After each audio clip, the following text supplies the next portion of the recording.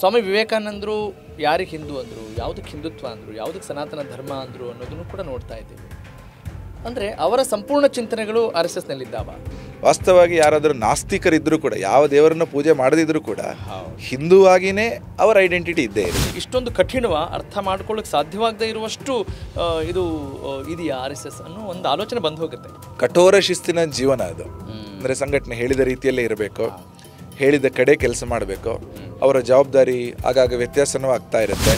Okay, ಈಗ ಮತಾಂತರ ಅಂತೆಲ್ಲ ಬಂದಾಗ ಅಥವಾ RSS ಮುಸ್ಲಿಂ ದ್ವೇಷಿ ಅನ್ನೋ ಒಂದು ಹಣೆಪಟ್ಟಿ ಬಂದಾಗ, ರಾಮ ಮಂದಿರ ನಿರ್ಮಾಣ, ಆರ್ಟಿಕಲ್ 370 ರದ್ದುಗೊಳಿಸುವಂಥದ್ದು, ಮತಾಂತರಗೊಂಡವರೆಲ್ಲರನ್ನೂ ಕೂಡ ಘರ್ ವಾಪಸಿ ಮಾಡ್ತಾ ಇದೆ RSS ಅನ್ನೋ ಮಾತಿದೆ. ಇದು ಎಲ್ಲೋ ಸಂವಿಧಾನಕ್ಕೆ ವಿರೋಧಿ ಚಟುವಟಿಕೆ ಅಂತ ಅನ್ಸಲ್ಲ. ಹಿಂದೂ ಅನ್ನುವಂಥದ್ದು ಒಂದು ಉಪಾಸನಾ ಪದ್ಧತಿ ಅಲ್ಲ, ವೇ ಆಫ್ ವರ್ಷಿಪ್ ಅಲ್ಲ. ಸಂಘದ ಹಿನ್ನೆಲೆಯಿಂದ ಬಂದು ರಾಜಕೀಯ ಪಕ್ಷವನ್ನು ಸೇರ್ಪಡೆಗೊಂಡು ಭ್ರಷ್ಟಾಚಾರದಲ್ಲಿ ನಿರತರಾದಾಗ RSS ಏನಾದರೂ ಕ್ರಮ ಕೈಗೊಳ್ಳುತ್ತೆ? ಖಂಡಿತ ಇಲ್ಲ. ಸಂಘದ ಕೆಲಸಗಳು ಬೇರೆ ಇದೆ. ಬಾಬ್ರಿ ಮಸೀದಿ ಧ್ವಂಸಕ್ಕೆ ಸಂಬಂಧಪಟ್ಟ ಹಾಗೆ RSS ನಿಲುವೇನು? ಅದು ಹಿಂದೂ ಸಮಾಜದ ಒಂದು ಸಂಕಲ್ಪ, ಸಂಘದ್ದು ಅಂತ ಮಾತ್ರ ಅಲ್ಲ. ಯುವಕರ ಆಲೋಚನಾ ಲಹರಿಯನ್ನು ಅಥವಾ ಅವರ ಸ್ವತಂತ್ರ ಚಿಂತನೆಯನ್ನು ಎಲ್ಲೋ ಮಟ್ಟ ಹಾಕುವಂಥ ಪ್ರಯತ್ನ ಆಗುತ್ತೆ ಅಂತ ಅನ್ಸೋದಿಲ್ವಾ ಇಂಡೈರೆಕ್ಟ್ ಆಗಿ? ಸಂಘಕ್ಕೂ ನೀವು ಹೇಳಿದ ಯಾವುದೇ ಘಟನೆಗಳಿಗೂ ಸಂಬಂಧ ಇಲ್ಲ.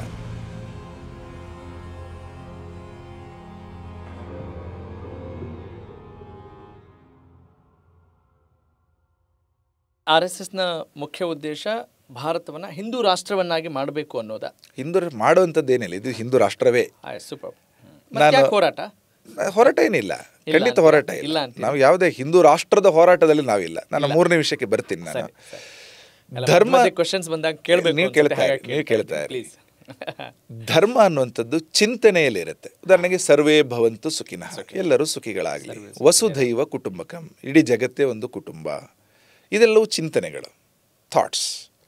ಚಿಂತನೆಗಳು ಅನುಷ್ಠಾನಕ್ಕೆ ಬರಬೇಕು, ಪ್ರಾಕ್ಟೀಸಿಗೆ ಬರಬೇಕಿದ್ರೆ ಸಂಸ್ಕೃತಿ ಬೇಕು. ಧರ್ಮದ ಚಿಂತನೆಯನ್ನು ಪಾಲನೆಗೆ ತರಬೇಕಿದ್ರೆ ಸಂಸ್ಕೃತಿ ಬೇಕು. ಸಂಸ್ಕೃತಿಯಲ್ಲದ ಅಭಿವ್ಯಕ್ತಿಗಳಂತೆ.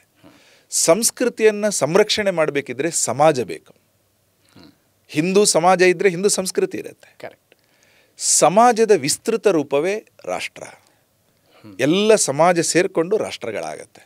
ಸಮಾನಾಚಾರ, ಸಮಾನ ವಿಚಾರ, ಸಮಾನ ಸಂಸ್ಕೃತಿಯೊಂದಿಗೆ ದೀರ್ಘಕಾಲ ಒಂದು ಪ್ರದೇಶದಲ್ಲಿ ಜನರು ವಾಸಿಸ್ತಾ ಇದ್ದರೆ ಅದೊಂದು ರಾಷ್ಟ್ರವಾಗಿ ರೂಪುಗೊಳ್ಳುತ್ತೆ ಅನ್ನೋದನ್ನು ಡಾಕ್ಟರ್ ಕೇಶವ್ ಬಲಿರಾಮ್ ಹೆಡ್ಗೆ ಅವರು ಆಗಾಗ ಹೇಳ್ತಾ ಇದ್ದಾರೆ. ಹೀಗಾಗಿ ನಾವು ಈ 4 ಶಬ್ದಗಳನ್ನೇನು ಹೇಳ್ತೀವಿ, ಧರ್ಮ, ಸಂಸ್ಕೃತಿ, ಸಮಾಜ ಮತ್ತು ರಾಷ್ಟ್ರ, ಈ 4ರಲ್ಲೂ ನಮ್ಮತನ, ಹಿಂದೂತನದ ಅಭಿವ್ಯಕ್ತಿ ಆಗತ್ತೆ. ಇದು 2ನೇ ವಿಷಯ. ಮೊದಲನೇದು ಮಾತೃಭೂಮಿ, 2ನೇದು ಹಿಂದುತ್ವ. 3ನೇದು ಈ ರಾಷ್ಟ್ರ ಜೀವನ ಇದೆ, ಅನೇಕ ವರ್ಷಗಳಿಂದ ಇದೆ, ಇತಿಹಾಸ ಇದೆ. ಈ ರಾಷ್ಟ್ರ ಜೀವನದ ಒಂದು ಐಡೆಂಟಿಟಿ ಇದೆ. ಅದನ್ನು ಹಿಂದೂತನದಿಂದ ನೋಡಿದಾಗ ಹಿಂದೂ ರಾಷ್ಟ್ರ ಅನ್ನುವಂಥದ್ದು ಈ ದೇಶದ ಸಿದ್ಧಾಂತ. ಹಿಂದೂ ಅನ್ನುವಂಥದ್ದು ಒಂದು ಉಪಾಸನಾ ಪದ್ಧತಿ ಅಲ್ಲ, ವೇ ಆಫ್ ವರ್ಷಿಪ್ ಅಲ್ಲ. ಅದು ಒಂದು ಜಿಯೋಗ್ರಾಫಿಕಲ್ ಕೊನೊಟೇಷನ್ ಕೂಡ, ಒಂದು ಸಾಂಸ್ಕೃತಿಕ ಕೊನೊಟೇಷನ್ ಕೂಡ ಹೌದು. ಬಾಹುಸ್ಪೃತ್ಯ ಶಾಸ್ತ್ರ ಅಂತ ಅದರಲ್ಲೊಂದು ವಾಕ್ಯ ಬರುತ್ತೆ. ಹಿಮಾಲಯಂ ಸಮಾರಭ್ಯ ಯಾವುದಿಂದು ಸರೋವರಂ ತಂ ದೇವ ನಿರ್ಮಿತಂ ದೇಶಂ ಹಿಂದೂಸ್ತಾನಂ ಪ್ರಚಕ್ಷತೆ. ಹಿಮಾಲಯದಿಂದ ದಕ್ಷಿಣಕ್ಕೆ ಹಿಂದೂ ಸಾಗರ, ಇವತ್ತಿನ ಇಂಡಿಯನ್ ಓಷನ್ ಏನಿದೆ, ಹಿಂದೂ ಸಾಗರಕ್ಕಿಂತ ಮೇಲಿರುವ ಭೂಭಾಗ ಹಿಂದೂಸ್ತಾನ. ಇದೊಂದು ದೇವ ನಿರ್ಮಿತ ದೇಶ ಅನ್ನೋ ಒಂದು ಭಾವನೆ ಇದೆ. ಹಾಗಾಗಿ ಭಾರತ ಅಂದಾಗ ಇದೊಂದು ವಿಸ್ತೃತ ವ್ಯಾಪ್ತಿಯ ಒಂದು ಜಾಗ.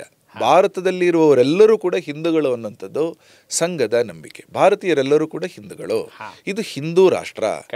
ನಮ್ಮ ಪದ್ಧತಿ, ಜೀವನ ಪದ್ಧತಿ ಏನಿದೆ ಅದನ್ನು ಹಿಂದೂ ಜೀವನ ಪದ್ಧತಿಯಿಂದ ಜಗತ್ತು ಗುರುತಿಸಿದೆ. ಅನೇಕ ಕಡೆಗಳಿಂದ ಭಾರತವನ್ನು ಹಿಂದೂ ಅಂತ ಜಗತ್ತು ಗುರುತಿಸ್ತಕ್ಕಂಥ ಅನೇಕ ಉದಾಹರಣೆಗಳನ್ನು ನಾವು ವಿದೇಶಿ ವ್ಯಾಪಾರಿಗಳು ಕೂಡ ಭಾರತವನ್ನು ನೋಡೋಕೆ ಹೋಗಿ ಹಿಂದೂ ಆಯಾ ಹೇ ಅಂತ ಹಿಂದುಗಡೆಯಿಂದ ಹೇಳ್ತಾ ಇದ್ರು. ಅಂದರೆ ಭಾರತವನ್ನು ಆ ಥರ ನೋಡ್ತಾ ಇದ್ರು.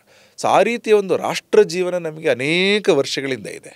ರಾಷ್ಟ್ರ ಜೀವನದ ಭಾಗವಾಗಿ ನಾವು ಹಿಂದೂತನವನ್ನು ನಮ್ಮ ನಿತ್ಯ ಜೀವನದಲ್ಲಿ ಹೇಳುವ ಕಾರಣ ಭಾರತ ಹಿಂದೂ ರಾಷ್ಟ್ರ, ಈ ನಂಬಿಕೆ ಕೇವಲ ನಮ್ಮದು ಮಾತ್ರ ಅಲ್ಲ, ಇಡೀ ದೇಶದಲ್ಲಿ. ಹಿಂದೆ ಯಾರೆಲ್ಲ ಹಿಂದೂ ಶಬ್ದವನ್ನು ಬಳಸಿದ್ರೋ, ಅಂದರೆ ಭಾರತ ಡಿವಿಷನ್ ಆಗುವ ಮುಂಚೆ 47ರಲ್ಲಿ ನಾವು ವಿಭಜನೆ ಆಯಿತು, ಅದಕ್ಕಿಂತ ಮುಂಚೆನೂ ಕೂಡ ಈ ದೇಶವನ್ನು ಗಮನಿಸಿ ಮಾತನಾಡುವಾಗ ಹಿಂದೂ ಶಬ್ದವನ್ನು ವಿಸ್ತೃತವಾಗಿ ಬಳಸ್ತಾ ಇದ್ರು. ಉದಾಹರಣೆಗೆ ಸ್ವಾಮಿ ವಿವೇಕಾನಂದರು, ಚಿಕಾಗೋದಲ್ಲಿ ಅವರ ಭಾಷಣ ನಾವು ಕೇಳಿದ್ವಿ. 1893 ಸೆಪ್ಟೆಂಬರ್ 11ರಲ್ಲಿ ಮೊದಲ ಶಬ್ದ ನಮ್ಗೆ ಗೊತ್ತೇ ಇದೆ, sisters and brothers of America ಅಂತ ಹೇಳಿದ ಮೇಲೆ ಅವರು 3 ಶಬ್ದಗಳಲ್ಲಿ ದೇಶದ ಪರಿಚಯ ಮಾಡಿದರು. I thank you in the name of most ancient order of monks, ಪ್ರಾಚೀನ ಸಂತ ಪರಂಪರೆ ದೇಶದಿಂದ ಬಂದಿದ್ದೀನಿ. I thank you in the name of mother of all religions, ಎಲ್ಲ ಮತಪಂಥಗಳ ತಾಯ್ನೆಲದಿಂದ ಬಂದಿದ್ದೇನೆ, ನಿಮಗೆ ಧನ್ಯವಾದ. 3ನೇ ವಾಕ್ಯ ತುಂಬ important. I thank you in the name of millions and millions of Hindu people of all class and sects, ಇದು ಅವರ ಮಾತು. ಸೊ ಅವರು millions and millions of Hindu people ಅಂದಾಗ ಇಡೀ ದೇಶವಾಸಿಗಳನ್ನು ಸೇರಿಸಿ ಮಾತಾಡಿದ ಶಬ್ದ ಅದು. ಹಾಗಾಗಿ ಹಿಂದೂ ಅನ್ನುವಂಥದ್ದು ಯಾವುದೇ ಉಪಾಸನಾ ಪದ್ಧತಿ ಅಲ್ಲ. ಹಿಂದೂ ಅನ್ನುವಂಥದ್ದು ಜೀವನ ದೃಷ್ಟಿ. ಸರ್ವಪಳ್ಳಿ ರಾಧಾಕೃಷ್ಣ ಇಂಟರ್ವ್ಯೂ ಮಾಡ್ತಾ ಹೇಳಿ. ಈಗ ಸ್ವಾಮಿ ವಿವೇಕಾನಂದರ ಭಾಷಣದ ಉಕ್ತಿಗಳನ್ನು ನೀವಿಲ್ಲಿ ಪ್ರಸ್ತಾಪಿಸ್ತೀರಿ. ಸ್ವಾಮಿ ವಿವೇಕಾನಂದರು ಯಾರಿಗೆ ಹಿಂದೂ ಅಂದರು, ಯಾವುದಕ್ಕೆ ಹಿಂದುತ್ವ ಅಂದರು, ಯಾವುದಕ್ಕೆ ಸನಾತನ ಧರ್ಮ ಅಂದರು ಅನ್ನೋದನ್ನು ಕೂಡ ನೋಡ್ತಾ ಇದ್ದೀವಿ. ಅಂದರೆ ಅವರ ಸಂಪೂರ್ಣ ಚಿಂತನೆಗಳು RSSನಲ್ಲಿದ್ದಾವ?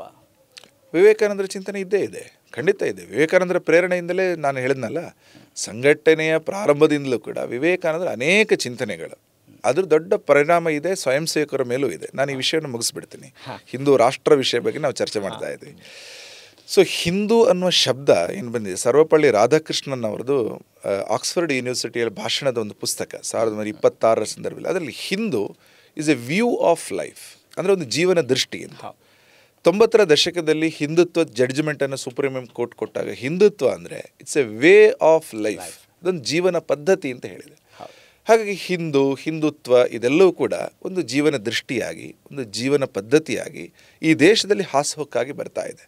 ಆದರೆ ಕೆಲವೊಮ್ಮೆ ಕೆಲವರು ಸಂಕುಚಿತ ಡೆಫಿನಿಷನ್ಸ್ಗಳನ್ನು ಕೊಡುವಾಗ, ಅಂದರೆ ನ್ಯಾರೋಡ್ ಮೀನಿಂಗಲ್ಲಿ ಹೇಳುವಾಗ ಹಿಂದೂ ಅಂದರೆ ಅದೊಂದು ಉಪಾಸನ, ಇಂಥ ದೇವರನ್ನು ಪೂಜೆ ಮಾಡೋರು ಹಿಂದೂ ಅಂತ ಬರುತ್ತೆ. ವಾಸ್ತವವಾಗಿ ಯಾರಾದರೂ ನಾಸ್ತಿಕರಿದ್ದರೂ ಕೂಡ, ಯಾವ ದೇವರನ್ನು ಪೂಜೆ ಮಾಡದಿದ್ರೂ ಕೂಡ ಹಿಂದೂವಾಗಿಯೇ ಅವರ ಐಡೆಂಟಿಟಿ ಇದ್ದೇ ಇರುತ್ತೆ. ಹಾಗಾಗಿ ಹಿಂದೂ ಅನ್ನುವಂಥದ್ದು ಈ ದೇಶದ ಒಂದು ಸಾಂಸ್ಕೃತಿಕ ಮತ್ತು ಜಿಯೋಗ್ರಾಫಿಕಲಿ ಕೂಡ, ಭೌಗೋಳಿಕವಾಗಿಯೂ ಕೂಡ ಈ ಪ್ರದೇಶ ಅದನ್ನು ಗಮನಿಸ್ತೀವಿ. ಹಾಗಾಗಿ ಈ 3 ವಿಷಯಗಳನ್ನು ಸಂಘ ಸಾಮಾನ್ಯವಾಗಿ ಹಿಂದುತ್ವ, ಹಿಂದೂ ರಾಷ್ಟ್ರ ಮತ್ತು ಮಾತೃಭೂಮಿ, ಇದನ್ನು RSSನ ಪ್ರಾರ್ಥನೆಯಲ್ಲೂ ನಾವು ಕೇಳ್ಬೋದು. RSSನ ವಿಚಾರವನ್ನು ಒಪ್ಪಬಹುದು, ಒಪ್ಪದೇ ಇರಬಹುದು. ಆದರೆ ಸಂಘಕ್ಕೆ ಬಂದಾಗ ನಾವು ಸಂಘದ ಪ್ರಾರ್ಥನೆಯನ್ನು ಎಲ್ಲರಿಗೂ ಸಮಾನವಾಗಿ ಇಡೀ ದೇಶದಲ್ಲಿ ಹೇಳ್ಕೊಡ್ತೀವಿ. ಅದರಲ್ಲಿ ಬರೋ ಒಂದು ಮಾತು, ವಯಂ ಹಿಂದೂ ರಾಷ್ಟ್ರಾಂಗ ಭೂತ. ವಯಂ ಅಂದರೆ ನಾವು, ಹಿಂದೂ ರಾಷ್ಟ್ರದ ಘಟಕಗಳು, ಅಂಗಭೂತಗಳು ಅನ್ನುವ ಭಾವ ಏನಿದೆ, ಇದನ್ನು ನಾವು ಸಮಾಜದ ಮುಂದೆ ಇಟ್ಟಿದ್ದೀವಿ. ಸಂಘದ ಪ್ರಾರ್ಥನೆ 1939ನೇ ಇಸ್ವಿಯಲ್ಲಿ ಅದನ್ನು ಫೈನಲ್ ಆಯಿತು. ಹಿಂದೆ ಬೇರೆ ಪ್ರಾರ್ಥನೆ ಇತ್ತು, ನಾನಾಗಲಿ ಸಂಘಟನೆ ವಿಕಾಸ ಆಗ್ತಾ ಬಂತು. ಪ್ರಾರ್ಥನೆ ಕೂಡ ಇವತ್ತಿನ ಏನಿದೆ ಅದನ್ನು ಗದ್ಯ ರೂಪದಲ್ಲಿ ಇತ್ತು, ಅನಂತರ ಪದ್ಯ ರೂಪಕ್ಕೆ ಬಂತು. ಫೈನಲ್ ಮಾಡಿದವರು ಒಬ್ಬರು ವಿದ್ವಾಂಸರು ನರಹರಿ ನಾರಾಯಣರಾವ್ ಬಿಡೆ ಅಂತ. ಸೊ ಅದರಲ್ಲಿ ಸಂಘದ ಪೂರ್ತಿ ಯೋಚನೆಗಳು, ವಿಚಾರಗಳು ಅದರಲ್ಲಿದೆ, ಪೂರ್ತಿ ವಿಚಾರಗಳು ಅದರಲ್ಲಿ ಸ್ಪಷ್ಟವಾಗಿದೆ. ಹಾಗಾಗಿ ಸಂಘಕ್ಕೊಂದು ವೈಚಾರಿಕ ಅಧಿಷ್ಠಾನ ಅಂತ ಇದೆ. ಸೊ ಹೀಗಾಗಿ ಸಂಘ ಕಳೆದ 100 ವರ್ಷಗಳಲ್ಲಿ ಒಂದು ವಿಚಾರಕ್ಕೆ ಬದ್ಧವಾಗಿ ಆ ವಿಚಾರವನ್ನು ಸಂಘದ ಸ್ವಯಂ ಸೇವಕರಿಗೆ ತಿಳಿಸ್ತಾ ಸಮಾಜದ ಮುಂದೆ ಇಡ್ತಾ ಬರ್ತಾ ಇದೆ. ಸೊ ಇದಕ್ಕೆ ಬರಲಿಕ್ಕೆ ಪೂರಕವಾಗಿ ಒಂದು ಪದ್ಧತಿ ಇತ್ತು, ಅದನ್ನು ಪ್ರಚಾರಕ ಪದ್ಧತಿ, ಇದು ಆಗಿನ ಒಂದು ವಿಷಯ ಅನ್ನೋದು ಬಾಕಿ ಇತ್ತು. ಪ್ರಚಾರಕ ಪದ್ಧತಿ ಅನ್ನುವಂಥದ್ದು ಸಂಘದ ಒಂದು ವಿಶೇಷತೆಗಳಲ್ಲಿ ಒಂದು. ಸಂಘದ 100 ವರ್ಷಗಳಲ್ಲಿ ಅನೇಕ ವಿಶೇಷತೆಗಳಲ್ಲಿ ಒಂದು ಪ್ರಚಾರಕ ಪದ್ಧತಿ. ಪ್ರಚಾರಕ ಅನ್ನುವಂಥದ್ದು ಒಬ್ಬ ವ್ಯಕ್ತಿ ತನ್ನ ವಿದ್ಯಾಭ್ಯಾಸದ ನಂತರ ಪೂರ್ಣ ಸಮಯನ ಸಮಾಜದ ಕಾರಣಕ್ಕೋಸ್ಕರ ಅಥವಾ ಸಮಾಜ ಸೇವೆಗೋಸ್ಕರ ರಾಷ್ಟ್ರೀಯ ಸ್ವಯಂ ಸೇವಕ ಸಂಘದ ಮೂಲಕ ಸಮಾಜಕ್ಕೆ ಮುಡಿಪಾಗಿಡ್ತಾರೆ. ಸಂಘದ ಪ್ರಚಾರಕರು ಅಂದ್ರೇನೆ ಅವರಿಗೆ ಒಂದು ವಿಶಿಷ್ಟವಾದಂತಹ ಒಂದು ಐಡೆಂಟಿಟಿ ಇದೆ. ಸಾಮಾನ್ಯ ನೋಡಿದ ತಕ್ಷಣ ಅವರು ಸಂಘದ ಪ್ರಚಾರಕರು ಅಂತ ಗೊತ್ತಾಗ, ಅವರ ಶೈಲಿ, ಅವರ ಮಾತು, ಅವರ ಆತ್ಮೀಯತೆ, ಅವರ ಒಡನಾಟ, ಅವರ ಮೇಲ್ಪಂಕ್ತಿ, ಅಂದರೆ ಉಳಿದವರಿಗೆ ಅವರನ್ನು ನೋಡಿದ ತಕ್ಷಣ ಅವರ ಆಗ ಅನ್ನಿಸ್ಬೇಕು ಅನ್ನುವಂಥ ಮೇಲ್ಪಂಕ್ತಿ, ಇದೆಲ್ಲವೂ ಒಳಗೊಂಡು ಒಬ್ಬ ಪ್ರಚಾರಕರ ಜೀವನ ಇರುತ್ತೆ. ಸಾಮಾನ್ಯವಾಗಿ ಪ್ರಚಾರಕರು ಅವಿವಾಹಿತರು, ಅವರು ಮದುವೆ ಆಗೋದಿಲ್ಲ, ಅವರಿಗೆ ಯಾವುದೇ ರೀತಿಯ ಆದಾಯ ಇರೋದಿಲ್ಲ, ಇನ್ಕಮ್ ಇರೋದಿಲ್ಲ. ಅವರ ದಿನನಿತ್ಯದ ಖರ್ಚನ್ನು ಸಂಘದ ಕಾರ್ಯಾಲಯ ಅಥವಾ ಮನೆಗಳಲ್ಲಿ ಊಟ ಉಪಹಾರ ಈ ಥರ ವ್ಯವಸ್ಥೆಗಳು ನಡೆಯುತ್ತೆ. ಹೀಗಾಗಿ ಅತ್ಯಂತ ಸರಳವಾದಂತಹ ಒಂದು ರೀತಿಯ ಋಷಿತುಲ್ಯ ಬದುಕನ್ನು ಅವರು ಮಾಡ್ತಾ ಇರ್ತಾರೆ. ಸಂತರ ಜೀವನ ಬಹಳ ಸರಳವಾಗಿರೋ ಜೀವನ. ಆ ಮೇಲ್ಪಂಕ್ತಿಯನ್ನು ಹಾಕಿಕೊಟ್ಟವರೇ ಡಾಕ್ಟರ್ ಹೆಡಗೇವಾರ್. ವೈದ್ಯಕೀಯ ಶಿಕ್ಷಣ, ಮೆಡಿಕಲ್ ಗ್ರಾಜ್ಯುಯೇಷನ್ ಅವರದ್ದಾಗಿದ್ರೂ ಕೂಡ ಅವರು ಇಡೀ ಜೀವನವನ್ನು ಸಂಘಟನೆಗೆ ಕೊಟ್ಟರು. ಅವರು ವೃತ್ತಿಗಳಿಲಿಲ್ಲ, ಮದುವೆ ಆಗಲಿಲ್ಲ, ಇಡೀ ಅವರ ಜೀವನ ಸಂಘ ಪ್ರಾರಂಭ ಆಗಿ ಅವರು ತೀರ್ಕೊಳ್ಳೋ ತನಕ ಅವರ ಕೊನೆಯ ಉಸಿರಿನವರೆಗೆ ಅವರ ಯೋಚನೆ ಪೂರ್ತಿ ಸಮಾಜಕ್ಕೋಸ್ಕರನೇ ಇತ್ತು. ಅವರನ್ನು ನೋಡಿನೇ ಅನೇಕ ಮಂದಿಗೆ ಅನ್ನಿಸ್ತು ಡಾಕ್ಟರ್ ಹೆಡಗೆ ಅವರ ರೀತಿಯಲ್ಲಿ ಧ್ಯೇಯಕ್ಕೋಸ್ಕರ ನಾನು ಕೆಲಸ ಮಾಡಬೇಕು, ಹೆಗಲು ಕೊಡಬೇಕು ಅಂತ. ಹಾಗಾಗಿ ಸಂಘದ ಆಗಿನ ಅವರ ಜೊತೆಗೆ ಓಡಾಡಿದ ಅನೇಕ ಮಂದಿ ಪ್ರಚಾರಕರಾದರು. ಸಣ್ಣ ಸಣ್ಣ ಹುಡುಗರಾಗಿದ್ದಾಗಲೇ ಹೇಳಿದೆ, ಬಾಳಾ ಸಾಹೇಬ್ ದೇವರಸ್, ಬಾಬುರಾವ್ ದೇವರಸ್, ಕರ್ನಾಟಕಕ್ಕೆ ಸಂಘವನ್ನು ತಂದಂತಹ ಯಾದವರಾವ್ ಜೋಶಿ, ದಾವದಾರಾವ್ ಪರಮಾರ್ಥ ಅಂತ ಎಲ್ಲರೂ ಕೂಡ ಸಂಘಕ್ಕೋಸ್ಕರ ಪೂರ್ಣ ಜೀವನವನ್ನು ಕೊಟ್ಟರು. ಕ್ರಮೇಣ ಅದೊಂದು ಪದ್ಧತಿಯಾಗಿ ಬೆಳೆದು ಬಂತು. ಸಂಘದ ಮೊದಲ ಪ್ರಚಾರಕ ಪದ್ಧತಿಯಲ್ಲಿ ಬೆಳೆದು ಬಂದ ರೀತಿಯಲ್ಲಿ ನೋಡ್ತಿದ್ರೆ ಡಾಕ್ಟರ್ ಹೆಡಗೆ ಅವರು ಇದ್ದಾಗಲೇ ಬಾಳಾ ಸಾಹೇಬ್ ಆಪ್ಟೆ ಅಂತ ಒಬ್ಬರು ಹಿರಿಯರಿದ್ದಾರೆ. ಅವರು ಸಂಘದ ಮೊದಲ ಪ್ರಚಾರಕರಾಗಿ ಹೊರಟವರಲ್ಲಿ ಒಬ್ಬರು ಅನ್ನುವಂಥದ್ದನ್ನು ನಮ್ಮ ಸಂಘದ ಡಾಕ್ಯುಮೆಂಟೇಷನ್ ಹೇಳುತ್ತೆ. ಆದರೆ ಒಂದು ಪದ್ಧತಿಯಾಗಿ ಅಂದರೆ ಆ್ಯಸ್ ಎ ಸಿಸ್ಟಮ್ ಆಗಿ ವಿಕಾಸ ಆದ್ದು 1942 ಸಂದರ್ಭದಲ್ಲಿ ಎಲ್ಲರೂ ಪ್ರಚಾರಕರಾಗಿ ಹೊರಡಲಿಕ್ಕೆ ಬಂದರು. ಅಲ್ಲಿ ತನಕ ಇಂಡಿವಿಜುವಲ್ ಆಗಿ ನಾನು ಸಮಯ ಕೊಡ್ತೀನಿ ಅಂತ ಬರ್ತಾ ಡಾಕ್ಟರ್ ಹೆಡಗೆ ಅವರ ಒಂದು ಮೇಲ್ಪಂಕ್ತಿ ಆಧಾರದ ಮೇಲೆ ಅನೇಕ ಮಂದಿ ಬಂದಿದ್ದರು. ಆದರೆ ಸಂಘಟನೆಗೆ ಪ್ರಚಾರಕ್ಕಾಗಿ ಸೇರುವಂಥ ಪದ್ಧತಿ 42 ನಂತರ ದೊಡ್ಡ ಮಟ್ಟದಲ್ಲಿ ವಿಕಾಸ ಆಯಿತು. ಕರ್ನಾಟಕದಲ್ಲೂ 1946ನೇ ಇಸ್ವಿನಲ್ಲಿ ಇನ್ನೂ ಸ್ವಾತಂತ್ರ್ಯ ಬಂದಿರಲಿಲ್ಲ. ಅಂಥ ಸಂದರ್ಭದಲ್ಲೇ ಬೆಂಗಳೂರಿನ 3 ತರುಣರು ಭಾಳ ಓದಿದ್ದಂಥ ಆಗಿನ ಕಾಲದಲ್ಲೇ MSc ಕೆಮಿಸ್ಟ್ರಿ ಮಾಡಿದಂತಹ ಹೋವೆ ಶೇಷಾದ್ರಿ, HV ಶೇಷಾದ್ರಿ ಅಂತಲೂ ಅವರನ್ನು ಕರೀತಾರೆ. ಹೋವೆ ಶೇಷಾದ್ರಿ ಅವರು, ಸೂರ್ಯನಾರಾಯಣ ರಾವ್ ಇನ್ನೊಬ್ಬರು, ಚಂಪಕನಾಥ್ ಅನ್ನೋ ಇನ್ನೊಬ್ಬರು, ಈ 3 ಮಂದಿಯ ಮೊದಲ ಬ್ಯಾಚ್ ಆಫ್ ಪ್ರಚಾರಕ್ ಸಂಘದ್ದು ಕರ್ನಾಟಕದ್ದು 46ನೇ ಇಸ್ವಿಯಲ್ಲಿ ಬಂತು. ಹಾಗಾಗಿ ಕರ್ನಾಟಕದಲ್ಲಿ ನಂತರ ಆ 3ರನ್ನು ನೋಡಿ ಯಾದವರಾವ್ ಜೋಶಿಯವರು ಪ್ರಚಾರಕ್ಕಾಗಿದ್ದರು. ಅವರನ್ನೆಲ್ಲರೂ ನೋಡಿ ದೊಡ್ಡ ಪ್ರಚಾರಕ ಪರಂಪರೆ ಸಂಘದಲ್ಲಿ ಆಯಿತು. ಇವತ್ತು ಇಡೀ ದೇಶದಲ್ಲಿ ಸುಮಾರು 4,000ಕ್ಕೂ ಹೆಚ್ಚು ಪ್ರಚಾರಕರಿದ್ದಾರೆ. ಇಡೀ ಜೀವನವನ್ನು ಸಂಘಟನೆಗೋಸ್ಕರ ಕೊಡ್ತಾರೆ. ಒಂದು ಹಂತದವರೆಗೆ ಅವರು ಓದ್ತಾರೆ, ವಿದ್ಯಾಭ್ಯಾಸ ಆಗುತ್ತೆ, ಆದ ನಂತರ ಅವ್ರ ಮನಸ್ಸನ್ನು ಸಿದ್ಧಗೊಳಿಸ್ತಾರೆ. ನಾನು ಯಾವುದೋ ನೌಕರಿಗೆ ಹೋಗಲ್ಲ, ನಾನು ಸಂಘಟನೆಗೋಸ್ಕರ ಜೀವನಕ್ಕೆ ಕೆಲಸ ಮಾಡ್ತೀನಿ. ಭಾಳ ಕಠೋರ ಶಿಸ್ತಿನ ಜೀವನ ಅದು. ಅಂದರೆ ಸಂಘಟನೆ ಹೇಳಿದ ರೀತಿಯಲ್ಲೇ ಇರಬೇಕು, ಹೇಳಿದ ಕಡೆ ಕೆಲಸ ಮಾಡಬೇಕು. ಅವರ ಜವಾಬ್ದಾರಿ ಆಗಾಗ ವ್ಯತ್ಯಾಸನೂ ಆಗ್ತಾ ಇರುತ್ತೆ. ಅವರಿಗೆ ಸಂಘಟನೆಗೆ ಅವಶ್ಯಕತೆ ಇರುತ್ತೆ, ಇಲ್ಲಿ ಈ ಕ್ಷೇತ್ರದಲ್ಲಿ ಕೆಲಸ ಮಾಡಬೇಕು, ಈ ಕ್ಷೇತ್ರದಲ್ಲಿ ಕೆಲಸ ಮಾಡಬೇಕು, ಈ ಪ್ರದೇಶಕ್ಕೆ ಹೋಗಬೇಕು. ಸಂಘಟನೆ ಏನು ಹೇಳುತ್ತೋ ಅದಕ್ಕೆ ಬದ್ಧರಾಗಿ, ಅದಷ್ಟು ಸುಲಭ ಅಲ್ಲ, ಅಷ್ಟು ಬದ್ಧರಾಗಿ ಸಂಘ ಹೇಳಿದ ಕಡೆಗಳಲ್ಲಿ ಇಡೀ ಜೀವನವನ್ನು ಕೊಡುವಂಥದ್ದು. ಅವರ ಜೀವನದ ಕೊನೆ ಉಸಿರಿನ ತನಕ ಸಮಾಜದ ಬಗ್ಗೆ ಯೋಚನೆ ಮಾಡಿ ಕೆಲಸ ಮಾಡುವಂತಹ ಆ ಒಂದು ದೊಡ್ಡ ಪದ್ಧತಿ ಏನಿದೆ ಅದು ಸಂಘ ವಿಕಾಸ ಆಗಲಿಕ್ಕೆ ಒಂದು ದೊಡ್ಡ ಕೊಡುಗೆಯನ್ನು ಕೊಟ್ಟಿದೆ. ಓಕೆ, ಸಂಘ ಅಂತ ಹೇಳಿದ್ರೆ ಇಂಥ ಒಂದು ಚೌಕಟ್ಟಿದೆ, ಶಿಸ್ತಿದೆ. ಆ ಶಿಸ್ತಿಗೆ ಅನ್ವರ್ಥವಾಗಿ ಅದಕ್ಕೆ ಕಟ್ಟುಪಾಡುಗಳು ಕೂಡ ಇದ್ದಾವೆ. ಹೀಗಿರುವಾಗ ಯುವಕರ ಆಲೋಚನಾ ಲಹರಿಯನ್ನು ಅಥವಾ ಅವರ ಸ್ವತಂತ್ರ ಚಿಂತನೆಯನ್ನು ಎಲ್ಲೋ ಮಟ್ಟ ಹಾಕುವಂಥ ಪ್ರಯತ್ನ ಆಗುತ್ತೆ ಅಂತ ಅನಿಸೋದಿಲ್ವಾ ಇಂಡೈರೆಕ್ಟ್ ಆಗಿ? ಖಂಡಿತ ಇಲ್ಲ. ಸಂಘದಲ್ಲಿ ಯಾವುದೇ ವ್ಯಕ್ತಿ ಅಂದರೆ ಕಾರ್ಯಕರ್ತ ಅವರ ಯೋಚನೆಗಳಿಗೆ ಸದಾ ಸಂಘ ಸಪೋರ್ಟ್ ಮಾಡಿದೆ. ಹೊಸ ಯೋಚನೆಗಳ ಕಾರಣಕ್ಕೋಸ್ಕರ ಇವತ್ತು ಸಂಘದಲ್ಲಿ ಹೊಸ ಹೊಸ ಡೈಮೆನ್ಷನ್ಗಳು ಬಂದಿದೆ. ಉದಾಹರಣೆಗೆ ಒಂದು 30-40 ವರ್ಷ ಕೆಳಗಡೆ 1980ರ ಪ್ರಾರಂಭದಲ್ಲಿ ಸಂಸ್ಕೃತವನ್ನು ಓದಿ ಸಂಸ್ಕೃತವನ್ನು ಮಾತನಾಡುವ ರೀತಿಯಲ್ಲಿ ಒಂದಷ್ಟು ಸ್ವಯಂ ಸೇವಕರು ಪರಸ್ಪರ ಮಾತಾಡ್ತಾ ಇದ್ದಾಗ ಅವರಿಗೆ ಅನಿಸ್ತು ಸಂಸ್ಕೃತವನ್ನು ಜನಸಾಮಾನ್ಯರ ಭಾಷೆಯನ್ನಾಗಿ ಅಂದರೆ ಮಾತನಾಡುವ ಮೂಲಕ. ಸಂಸ್ಕೃತ ಭಾಳ ಕಷ್ಟದ ಕಾಲದಲ್ಲಿ ಇದ್ದದ್ದು ಒಂದು, ಇವತ್ತು ಸಂಸ್ಕೃತ ವಿಕಾಸ ಆಗಿದೆ ಸ್ವಲ್ಪ ಆದರೂ ಕೂಡ, ಅಂದರೆ ಸ್ವಲ್ಪ ಸಂಸ್ಥೆಗಳೆಲ್ಲ ಗಟ್ಟಿಯಾಗಿದೆ. ಅವರಿಗೆ ಅನ್ನಿಸ್ತು ಇದನ್ನು ಒಂದು ಸಂಘಟನಾತ್ಮಕ ರೂಪವಾಗಿ ತಗೊಳ್ಬೋದಾ. ಆ ಯುವಕರ ಆಲೋಚನೆಯ ಪರಿಣಾಮವಾಗಿ ಸಂಘಟನೆಯಲ್ಲಿ ಇವತ್ತು ಸಂಸ್ಕೃತ ಭಾರತಿ ಅನ್ನೋ ಸಂಘಟನೆ ಬಂತು, ವಿಜ್ಞಾನ ಭಾರತಿ ಬಂತು, ಕ್ರೀಡಾ ಭಾರತಿ ಅನ್ನೋದು. ಅಂದರೆ ಸಂಘ ಯಾವತ್ತೂ ಕೂಡ ಕ್ರಿಯೇಟಿವ್ನ ಪೋಷಣೆ ಮಾಡುತ್ತೆ. RSSನ ಬ್ಯಾಂಡ್ ಸೆಟ್ಗಳು ಬರುತ್ತೆ. ಯಾರಿಗೊಬ್ಬರಿಗೆ ಅನಿಸುತ್ತೆ ಒಂದು ಹೊಸ ರೀತಿಯ ಕಂಪೋಸ್ ಮಾಡೋಣ ಮ್ಯೂಸಿಕ್ ಅನ್ನ, ಬ್ಯಾಂಡ್ ಅನ್ನ, ಸಂಘ ಅದಕ್ಕೆ ಸಪೋರ್ಟ್ ಮಾಡುತ್ತೆ. ಆ ಬ್ಯಾಂಡ್ ಸೆಟ್ನ ಒಂದು ರಚನೆಯನ್ನು ಘೋಷ್ ರಚನೆ ಅಂತ ಕರಿತೀವಿ, ಅದನ್ನು ತಗೊಳುತ್ತೆ. ಹೀಗಾಗಿ ಸಂಘಟನೆ ಒಳಗಡೆ ಬಂದರೆ ನಿಮ್ಗೆ ಗೊತ್ತಾಗುತ್ತೆ. ಸಂಘಟನೆಯಲ್ಲಿ ಪತ್ರಿಕೆಗಳು ಶುರುವಾಯಿತು 48ನೇ ಇಸ್ವಿನ. ಈಗ ನಾವು ಸಂಘ ಪತ್ರಿಕೆ ಪ್ರಚಾರ ಇದನ್ನು ಒಂದು ಕಡೆ ಇಲ್ಲ ಅಂತ ಒಂದು ಕಡೆ ಇರುತ್ತೆ, ಆದರೆ ವಾಸ್ತವವಾಗಿ ಸಂಘಟನೆಯಲ್ಲಿ ಪತ್ರಿಕೆಗಳು ಸಾಕಷ್ಟು ಇದೆ.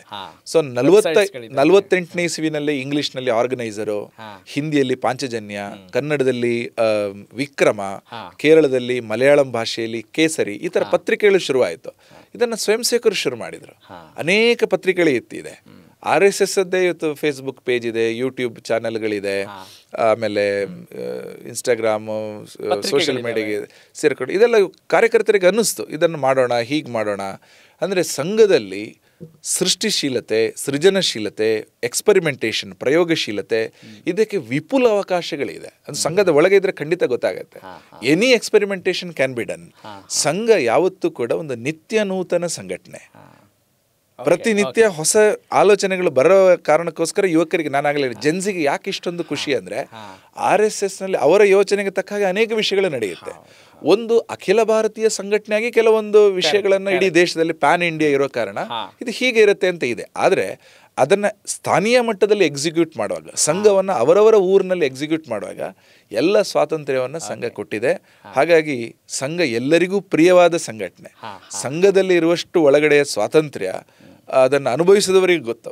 ಹಾಗಾಗಿ ಸಂಘಟನೆ ಒಳಗಡೆ ಸಂಘದ ವಿಚಾರಗಳು, ಸಂಘದ ಚಟುವಟಿಕೆಗಳು, ಇದನ್ನು ಅಭಿವ್ಯಕ್ತಿ ಮಾಡಲಿಕ್ಕೆ ಮುಕ್ತ ಸ್ವಾತಂತ್ರ್ಯವನ್ನು ಕಾರ್ಯಕರ್ತರಿಗೆ ಸಂಘ ಕೊಟ್ಟಿದೆ. ಓಕೆ, ಅಂದರೆ ಸೃಜನಶೀಲತೆಗೂ ಅಲ್ಲಿ ಬಹಳ ವಿಪುಲ ಅವಕಾಶ ಇದೆ ಅನ್ನೋದನ್ನು ಬಹಳ ಸೊಗಸಾಗಿ ನೀವು ವಿವರಿಸಿದ್ದೀರಿ. ಆಮೇಲೆ ಇದು ಎಲ್ಲರಿಗೂ ಪ್ರಿಯವಾಗುತ್ತೆ ಅಂತ ಹೇಳಿದ್ರಿ. ಆದರೆ ಸೋ ಕಾಲ್ಡ್ ಇಂಟೆಲೆಕ್ಚುಯಲ್ಸ್ಗೆ ಅಥವಾ ಬುದ್ಧಿಜೀವಿಗಳು ಅಂತ ಕರೆಸಿಕೊಳ್ಳುವಂಥ ವ್ಯಕ್ತಿಗಳಿಗೆ RSS ಅಂತ ಹೇಳಿದರೆ ಯಾಕೆ ಅಷ್ಟೊಂದು ತಾತ್ಸಾರ, ಯಾಕೆ ಇಷ್ಟೊಂದು ಕಠಿಣವ, ಅರ್ಥ ಮಾಡ್ಕೊಳ್ಳೋಕೆ ಸಾಧ್ಯವಾಗದೇ ಇರುವಷ್ಟು ಇದು ಇದೆಯಾ RSS ಅನ್ನೋ ಒಂದು ಆಲೋಚನೆ ಬಂದು ಹೋಗುತ್ತೆ. ಖಂಡಿತ RSS ಭಾಳ ಸರಳ ಸುಲಭದ ಸಂಘಟನೆ. ಆಗಲೇ ಹೇಳಿದೆ, ಮೈದಾನದಲ್ಲಿ ನಮ್ಮ ಚಟುವಟಿಕೆ ನಡೆಯುತ್ತೆ.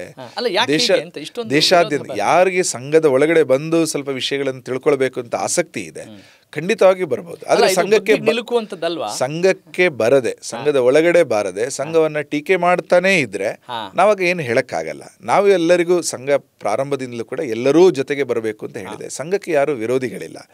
ಸಂಘ ಯಾವುದೇ ವೈಚಾರಿಕ ವಿರೋಧ ಏನು ಮಾಡ್ತಾ ಇದ್ದಾರೆ, ಕಾಲಕ್ರಮೇಣ ಬದಲಾದನ್ನು ನಾವು ಸಾಕಷ್ಟು ಮಂದಿ ನೋಡಿದ್ದೀವಿ. ಉದಾಹರಣೆಗೆ 1948ರ ಸಂದರ್ಭದಲ್ಲಿ ಸಂಘದ ಮೇಲೆ ನಿಷೇಧ ಬಂತು. ಆದರೆ 1963ನೇ ಇಸ್ವಿ ಜನವರಿ 26ನೇ ತಾರೀಕು ರಾಷ್ಟ್ರೀಯ ಸ್ವಯಂ ಸೇವಕ ಸಂಘದ ಒಂದು ಯುವ ಘಟಕ, ಅಂದರೆ ಒಂದು ಸಣ್ಣ ಒಂದು ತಂಡವನ್ನ, ಒಂದು ಗಣವನ್ನ ಗಣರಾಜ್ಯೋತ್ಸವ ಪೆರೇಡಿಗೆ ಆಹ್ವಾನ ಕೊಟ್ಟರು. ಸೊ ಗಣರಾಜ್ಯೋತ್ಸವ ಪೆರೇಡ್ನಲ್ಲಿ ಸಂಘದ ಸ್ವಯಂ ಸೇವಕರು ಬಂದರು. ಅಂದರೆ ಒಂದು ಕಾಲದಲ್ಲಿ ವಿರೋಧ ಇರುತ್ತೆ, ಇನ್ನೊಂದು ಕಾಲದಲ್ಲಿ ಸ್ವೀಕಾರ ಇರುತ್ತೆ. ನಾವು ಎರಡನ್ನೂ ನೋಡ್ತಾ ಇರ್ತೀವಿ. ಹಾಗೆ ಯಾರು ಸಂಘವನ್ನು ವಿರೋಧ ಮಾಡ್ತಾ ಇದ್ದಾರೆ ಅವರು ಸಂಘಕ್ಕೆ ಬನ್ನಿ, ಸಂಘವನ್ನ ಅರ್ಥ ಮಾಡ್ಕೊಳ್ಳಿ, ಸಂಘವನ್ನ ಅನುಭವಿಸಿದರೆ ಗೊತ್ತಾಗುತ್ತೆ. ಒಳಗಡೆಗೆ ಸಕ್ಕರೆ ಉದಾಹರಣೆ ಆಗಲಿ ಹೇಳಿದೆ, ಆ ರೀತಿಯಲ್ಲಿ ಗೊತ್ತು. ಹಾಗೆ ಸಂಘದ ಒಳಗಡೆ ಬಂದಾಗ ಅದು ಗೊತ್ತಾಗುತ್ತೆ. ಎಷ್ಟೋ ಮಂದಿ ಸಂಘವನ್ನ ತಪ್ಪಾಗಿ ಅರ್ಥ ಮಾಡಿಕೊಂಡು ನಂತರ ಸಂಘಕ್ಕೆ ಬಂದವರು ಸಂಘವನ್ನ ಅರ್ಥ ಮಾಡಿ ಸಮಾಜದ ಒಂದು ಭಾಗ ಅಂತ ಭಾವಿಸ್ತೀರಿ. ಎಲ್ಲವೂ ಇದ್ದಾವೆ, ಟೀಕೆಗಳು ಸಹಜವಾಗಿಯೇ ಇರ್ತವೆ. ಕರೆಕ್ಟ್. ಈಗ ಸಂಘದ ಸಿದ್ಧಾಂತವನ್ನ, ಅದರ ಆಶಯವನ್ನ ಈಡೇರಿಸುವವರಿಗೆ ಸಂಘಿ ಅಂತ ಕರೀತಾರೆ ಅಂತ ಅಂದ್ಕೊಳ್ತೀನಿ, ಸಂಘಿ ಅಂತ. ಹೀಗಿರುವಾಗ ಸಂಘಿಯನ್ನ ನಕಾರಾತ್ಮಕವಾಗಿ ಹೇಳೋದು, ಚಡ್ಡಿಗಳು ಅಂತ ಹೇಳೋದು ಯಾಕೆ, ನಕಾರಾತ್ಮಕತೆ ಯಾಕೆ ಅಂತ ಅನ್ಸುತ್ತೆ? ಅದೇ, ನಾವು ಅದರ ಬಗ್ಗೆ ಹೆಚ್ಚು ಗಮನಕ್ಕೆ ನಾವು ಹೋಗಲ್ಲ. ನಾವು ಪಾಸಿಟಿವ್ ಆಗಿನೇ ಇರ್ತೀವಿ. ಸಂಘದ ಬಗ್ಗೆ ಆರೋಪಗಳು, ತಮಾಷೆಗಳು, ಅಪಹಾಸ್ಯಗಳು ಇದು ಇದ್ದೇ ಇರುತ್ತೆ. ಆದ್ರೆ ನಮ್ಮ ಕೆಲಸದಲ್ಲಿ ನಾವು ಮಗ್ನರಾಗಿದ್ದೀವಿ. ಅವರು ನಿಮ್ಮನ್ನು ತರಬೇತಿಗೊಳಿಸ್ತಿದ್ದಾರ ಅಂತ, ಅಂದ್ರೆ ಎಷ್ಟೇ ಕಷ್ಟಗಳು ಬಂದರೂ ನಿಮ್ಮನ್ನು ಸದೃಢ ಮಾಡ್ತಿದ್ದಾರೆ ಅನ್ನೋ ಭಾವನೆಯಲ್ಲಿ ಇದ್ದೀರಾ? RSS ಕಾರ್ಯಕರ್ತರು ಅವರವರ ಕಾರ್ಯ ಕೆಲಸಗಳಲ್ಲಿ ಫೋಕಸ್ ಮಾಡ್ಕೊಂಡು ಹೋಗ್ತಾ ಇರ್ತಾರೆ. ಟೀಕೆಗಳಿಗೆ ಅತಿಯಾಗಿ ಗಮನ ಕೊಡುವಂಥದ್ದು ಯಾರು ಕೊಡಬೇಕು ಅವರು ಕೊಡ್ತಾರೆ, ಯಾರು ಉತ್ತರ ಕೊಡಬೇಕು ಕೊಡ್ತಾರೆ. ನನ್ನ ಕೆಲಸ ಅಲ್ಲ ಅಂತ ಅವರ ಕೆಲಸ ಮಾಡ್ತಾ ಹೋಗ್ತಾರೆ. ಅಂದ್ರೆ ಗುರಿಯಿಂದ ಧೃತಿಗೆಡೋದಿಲ್ಲ ಖಂಡಿತ RSS ನವರು ಅಂತ. They are very focused. Okay, Hindu ಧರ್ಮ ಬೇರೆ ಅಲ್ಲ, ಸನಾತನ ಧರ್ಮ ಬೇರೆ ಅಲ್ಲ. ಸನಾತನ ಧರ್ಮದ ಚತುರ್ವಿಧ ಪುರುಷಾರ್ಥಗಳು ತಮಗೆ ಗೊತ್ತಿದೆ, ಧರ್ಮ, ಅರ್ಥ, ಕಾಮ, ಮೋಕ್ಷ. ಇವುಗಳ ಆಧಾರದ ಮೇಲೆಯೇ RSS ಮುನ್ನಡೆಸ್ತಾ ಇದೆ ಅಂತ ಧೈರ್ಯವಾಗಿ ಹೇಳ್ಬೋದಾ? ಖಂಡಿತ. ನಾನು ಆಗಲೇ ಹೇಳಿದೆ, ಸಂಘ ಕಾರ್ಯಕ್ಕೆ ಆಧಾರನೇ ಹಿಂದುತ್ವ. ಈ ನೆಲದ ಮೂಲ ವಿಷಯಗಳು ಸನಾತನ ಧರ್ಮ, ಹಿಂದೂ ಧರ್ಮ ನಾವೇನು ಪಾಲಿಸ್ಕೊಂಡು ಬರ್ತಾ ಇದ್ದೀವಿ. ಆ ಎಲ್ಲ ಮೌಲ್ಯಗಳನ್ನು ನಾವು ಯಥಾವತ್ತಾಗಿ ದೇಶದ ಮೂಲ ಗುಣವಾಗಿ ನಾವು ಸಂಘ ತಗೊಂಡಿದೆ. ಕಾಲಗರ್ಭದಲ್ಲಿ ನುಸುಳಿಕೊಂಡಂತಹ ಕೆಲವೊಂದು ಸಮಸ್ಯೆಗಳು, ಅಸ್ಪೃಶ್ಯತೆ, ಜಾತಿಯ ಭೇದ ಭಾವ, ಸಾಮಾಜಿಕ ಪಿಡುಗುಗಳೇನಿದೆ, ಅನೇಕ ಆ ಥರ ಸಾಮಾಜಿಕ ಅನಿಷ್ಟ ಪದ್ಧತಿಗಳು ಕುರಿತು ಯಾವುದು ಸಮಾಜಕ್ಕೋಸ್ಕರ ಹಿತ ಅಲ್ಲ, ಅದನ್ನು ನಿವಾರಿಸುವ ಕೆಲಸವನ್ನು ಕೂಡ ಸಂಘ ಮಾಡ್ತಾ ಇದೆ. ಯಾವುದು ಹಿಂದೂ ಚಿಂತನೆಯ ಮೂಲ ಭಾಗ ಅಲ್ಲ. ಉದಾಹರಣೆಗೆ ಅಸ್ಪೃಶ್ಯತೆಯನ್ನ ಯಾವುದೇ ಶಾಸ್ತ್ರ ಧರ್ಮ ಗ್ರಂಥಗಳಲ್ಲಿ ಎಲ್ಲೂ ಹೇಳಿಲ್ಲ. ಯಾಕೆ ಕೇಳಿದೆ ಅಂತ ಹೇಳಿದ್ರೆ, ಈಗ ಧರ್ಮದ ಆಧಾರವಾಗಿ ನೀವು ಮಾತಾಡ್ತೀರಿ, ಆಮೇಲೆ ಅರ್ಥದ ಬಗ್ಗೆ ಕೂಡ ಮಾತನಾಡ್ತೀರಿ, ಕಾಮದ ಬಗ್ಗೆ ಕೂಡ ಮಾತನಾಡ್ತೀರಿ, ಆದರೆ ಮೋಕ್ಷದ ಬಗ್ಗೆಯೂ ಕೂಡ ಮಾತನಾಡ್ತೀವಿ ಸನಾತನ ಧರ್ಮ ಅಂತ ಹೇಳಿದಾಗ. ಎಲ್ಲರನ್ನು ಭೂಮಿ ನಮ್ಮದು, ಭೂಮಿಯಲ್ಲಿ ಇರುವವರೆಲ್ಲರೂ ಕೂಡ ನಮ್ಮವರು ಅಂತ ಹೇಳುವಾಗ ಇಲ್ಲಿ ಮತ ಅಂತ ಬರುತ್ತೆ, ಮತಾಂತರಗೊಳ್ಳುವವರನ್ನು ಏನೋ ಮತ್ತೆ ಗರ್ವಾಪ್ಸಿ ಅಂತ ಕರೆಯೋದುಂಟು, ಅದೆಲ್ಲವನ್ನು ನಾವು ನೋಡ್ತೀವಿ. ಅಂದರೆ ಇದೆಲ್ಲೋ ಒಂದು ಸ್ವಲ್ಪ ಧರ್ಮ, ಅರ್ಥ, ಕಾಮ, ಮೋಕ್ಷಕ್ಕೆ ವೈರುಧ್ಯತೆ ಇದೆ ಅಂತ ಅನ್ಸಲ್ವಾ? ಮೋಕ್ಷ ಅಂದರೆ ಎಲ್ಲರೂ ಒಂದೇ, ಬಿಡುಗಡೆಗೊಳಿಸಬೇಕು ಅಂತ ನಿಜವಾದ ಅರ್ಥ. ಆದರೆ ನಾವು ಮಾತ್ರ ಎಲ್ಲೋ ಒಂದು ಚೌಕಟ್ಟನ್ನು ಹಾಕ್ಕೊಂಡು ಆ ಅರ್ಥವನ್ನು ತಪ್ಪಾಗಿ ಅರ್ಥೈಸಿದ್ದೀವಾ ಅನ್ನೋ ಒಂದು ಪ್ರಶ್ನೆ ಕೂಡ ಇದೆ. ಖಂಡಿತ ಅದನ್ನು ಆ ಆ್ಯಂಗಲಲ್ಲೇ ನೋಡೋ ಅಗತ್ಯ ಇಲ್ಲ ಅಂತ ನಂಗೆ ಅನಿಸುತ್ತೆ. ನಮ್ಮ ಪ್ರಕಾರ ಈ ದೇಶದ ಮೂಲವಾಸಿಗಳು ಯಾರಿದ್ದಾರೆ, ಹಿಂದೂ ಚಿಂತನೆ ಅನ್ನುವಂಥ ಆಗಲೇ ನಾನು ಇದು ಉಪಾಸನಾ ಪದ್ಧತಿಗೆ ಸಂಬಂಧಪಟ್ಟದ್ದು ಅಲ್ಲ. ಉದಾಹರಣೆಗೆ ಸರ್ವೇ ಭವಂತು ಸುಖಿನಃ ಈ ವಾಕ್ಯದಲ್ಲಿ ಯಾವ ದೇವರಿದ್ದಾರೆ? ಯಾವ ಉಪಾಸನಾ ಪದ್ಧತಿನೂ ಇಲ್ಲ. ಸರ್ವೇ ಭದ್ರಾಣಿ ಪಶ್ಯಂತು ಅಂದರೆ ಎಲ್ಲರೂ ಚೆನ್ನಾಗಿ, ಭದ್ರ ಅಂದರೆ ಮಂಗಳಕರ ಅಂತ ಅರ್ಥ. ನಾನು ನೋಡುವಾಗ ಎಲ್ಲವೂ ಚೆನ್ನಾಗಿರಬೇಕು. ಉದಾಹರಣೆಗೆ ಅಸತೋಮ ಸದ್ಗಮಯ ಶ್ಲೋಕ ನಾವು ಕೇಳಿದ್ವಿ, ತಮಸೋಮ ಜ್ಯೋತಿರ್ಗಮಯ ಮೃತ್ಯೋರ್ಮ ಅಮೃತಂಗಮ. ಇದರಲ್ಲಿ ಏನಿದೆ? ಅಜ್ಞಾನದಿಂದ ಜ್ಞಾನದ ಕಡೆಗೆ, ಸತ್ಯದೆಡೆಗೆ, ಕತ್ತಲೆಯಿಂದ ಬೆಳಕಿನೆಡೆಗೆ. ಇದರಲ್ಲಿ ದೇವರೆಲ್ಲ ಬಂದ. ಹಾಗಾದ್ರೆ ಹಿಂದೂ ಚಿಂತನೆಗಳೇನಿದೆ ಇದು ಯಾವುದು ಉಪಾಸನಾ ಯಾವ ದೇವರಿಗೆ ಸಂಬಂಧಪಟ್ಟದ್ದು ಅಂತಲ್ಲ, ಇದು ಮನುಷ್ಯನ ಮೂಲ ಗುಣಗಳಿಗೆ ಸಂಬಂಧಪಟ್ಟದ್ದು. ಇದು ವೈಶ್ವಿಕ ಚಿಂತನೆಗಳು, ಮಾನವ ಧರ್ಮ, ಸನಾತನ ಧರ್ಮ ಇದೇ ಚಿಂತನೆಯದ್ದು. ಹಾಗಾಗಿ ನಾವು ಈ ಚಿಂತನೆಯಿಂದ ಬದುಕುವವರು, ಎಲ್ಲರ ಹಿತವನ್ನು ಬಯಸುವವರು, ಉಪಾಸನಾ ಪದ್ಧತಿ ವ್ಯತ್ಯಾಸ ತಕ್ಷಣ ಅವರನ್ನು ಕೊಲ್ಲುವಂಥದ್ದು, ಅವರ ಮೇಲೆ ದಾಳಿ ಮಾಡುವಂತಹ ಕೆಲವೊಂದು ಪಾಶ್ಚಾತ್ಯ ಸೆಮೆಟಿಕ್ ಚಿಂತನೆಗಳೇನು, ಅದು ಈ ನೆಲದ ಮೂಲ ಚಿಂತನೆ ಅಲ್ಲ. ಹಾಗಾಗಿ ನಮಗೆ ಈ ನೆಲದ ಮೂಲ ಚಿಂತನೆಯನ್ನು ಪಾಲಿಸುವಂತಹ ಆ ಒಂದು ಸಂಸ್ಕೃತಿಯ ಪ್ರವಾಹ ನಮಗೆ ಬೇಕಾಗುತ್ತೆ. ಅಕಸ್ಮಾತ್ ಅದಕ್ಕೆ ಧಕ್ಕೆ ಆದರೆ, ಆ ಸಮಸ್ಯೆಗಳಿಗೆ ಧಕ್ಕೆ ಆದರೆ, ಈಗ ಉದಾಹರಣೆಗೆ ಮತಾಂತರದ ಪಿಡುಗಿ ಇದೆ, ಮೋಸದ ಮತಾಂತರ, ಅಕ್ರಮದ ಮತಾಂತರ. ಈ ಮತಾಂತರದ ವಿಷಯವನ್ನು ಸಂಘ ಎತ್ಕೊಂಡಿದೆ. ಯಾರು ಅಕಸ್ಮಾತ್ ತನ್ನ, ನೀವು ಹಾಗೆ ಹೇಳಿದೆ ಧರ್ಮ ಅರ್ಥ ಕಾಮ ಮೋಕ್ಷ, ಈ ಥರ ತನ್ನ ಚಿಂತನೆ ಆಧಾರದಲ್ಲಿ ಮಾಡಿಕೊಂಡ್ರೆ ಬೇರೆ. ಆದರೆ ನಿಮ್ಮ ದೇವರು ಸರಿ ಇಲ್ಲ, ಈ ದೇವರು ಸರಿ, ಆ ರೀತಿಯ ಮೋಸದ ಮತಾಂತರ ಈ ದೇಶದಲ್ಲಿ ಮೈಂಡ್ ವಾಶ್ ಮಾಡೋರ್ನ ನೀವು, ನಾನು ಮೋಸದಂತ ಆ ಶಬ್ದನ ಸ್ಪೆಸಿಫಿಕ್ ಆಗಿ ಹೇಳ್ತೇವೆ. ಅದನ್ನು ತುಂಬ ಹಿಂದಿಂದಲೂ ಕೇವಲ RSS ಮಾತ್ರ ಅಲ್ಲ, ಮತಾಂತರವನ್ನು ಈ ದೇಶದಲ್ಲಿ ಅಂದರೆ ಯಾವುದು ಫೋರ್ಸ್ಡ್ ಕನ್ವರ್ಷನ್ಸ್ ಅಂತ ಇದೆ, ಈ ದೇಶದಲ್ಲಿ ಅನೇಕ ಮಂದಿ ವಿರೋಧ ಮಾಡಿದ್ದಾರೆ. ಸಂಘದ ಹಿನ್ನೆಲೆ ಇಲ್ಲದ ಅನೇಕ ಮಂದಿ ಕೂಡ ಈ ದೇಶದಲ್ಲಿ ವಿರೋಧ ಮಾಡಿದ್ದನ್ನು ನಾವು ನೋಡಿದ್ದೀವಿ. ಸ್ವತಃ ಸ್ವಾತಂತ್ರ್ಯ ಪೂರ್ವದ ಅನೇಕ ಮಂದಿ, ಸ್ವಾಮಿ ವಿವೇಕಾನಂದರು ಸೇರಿಕೊಂಡಾಗೆ ಈ ರೀತಿಯ ಪ್ರಯತ್ನಗಳನ್ನು ಎತ್ತಿ ತೋರಿಸಿದ್ದಾರೆ.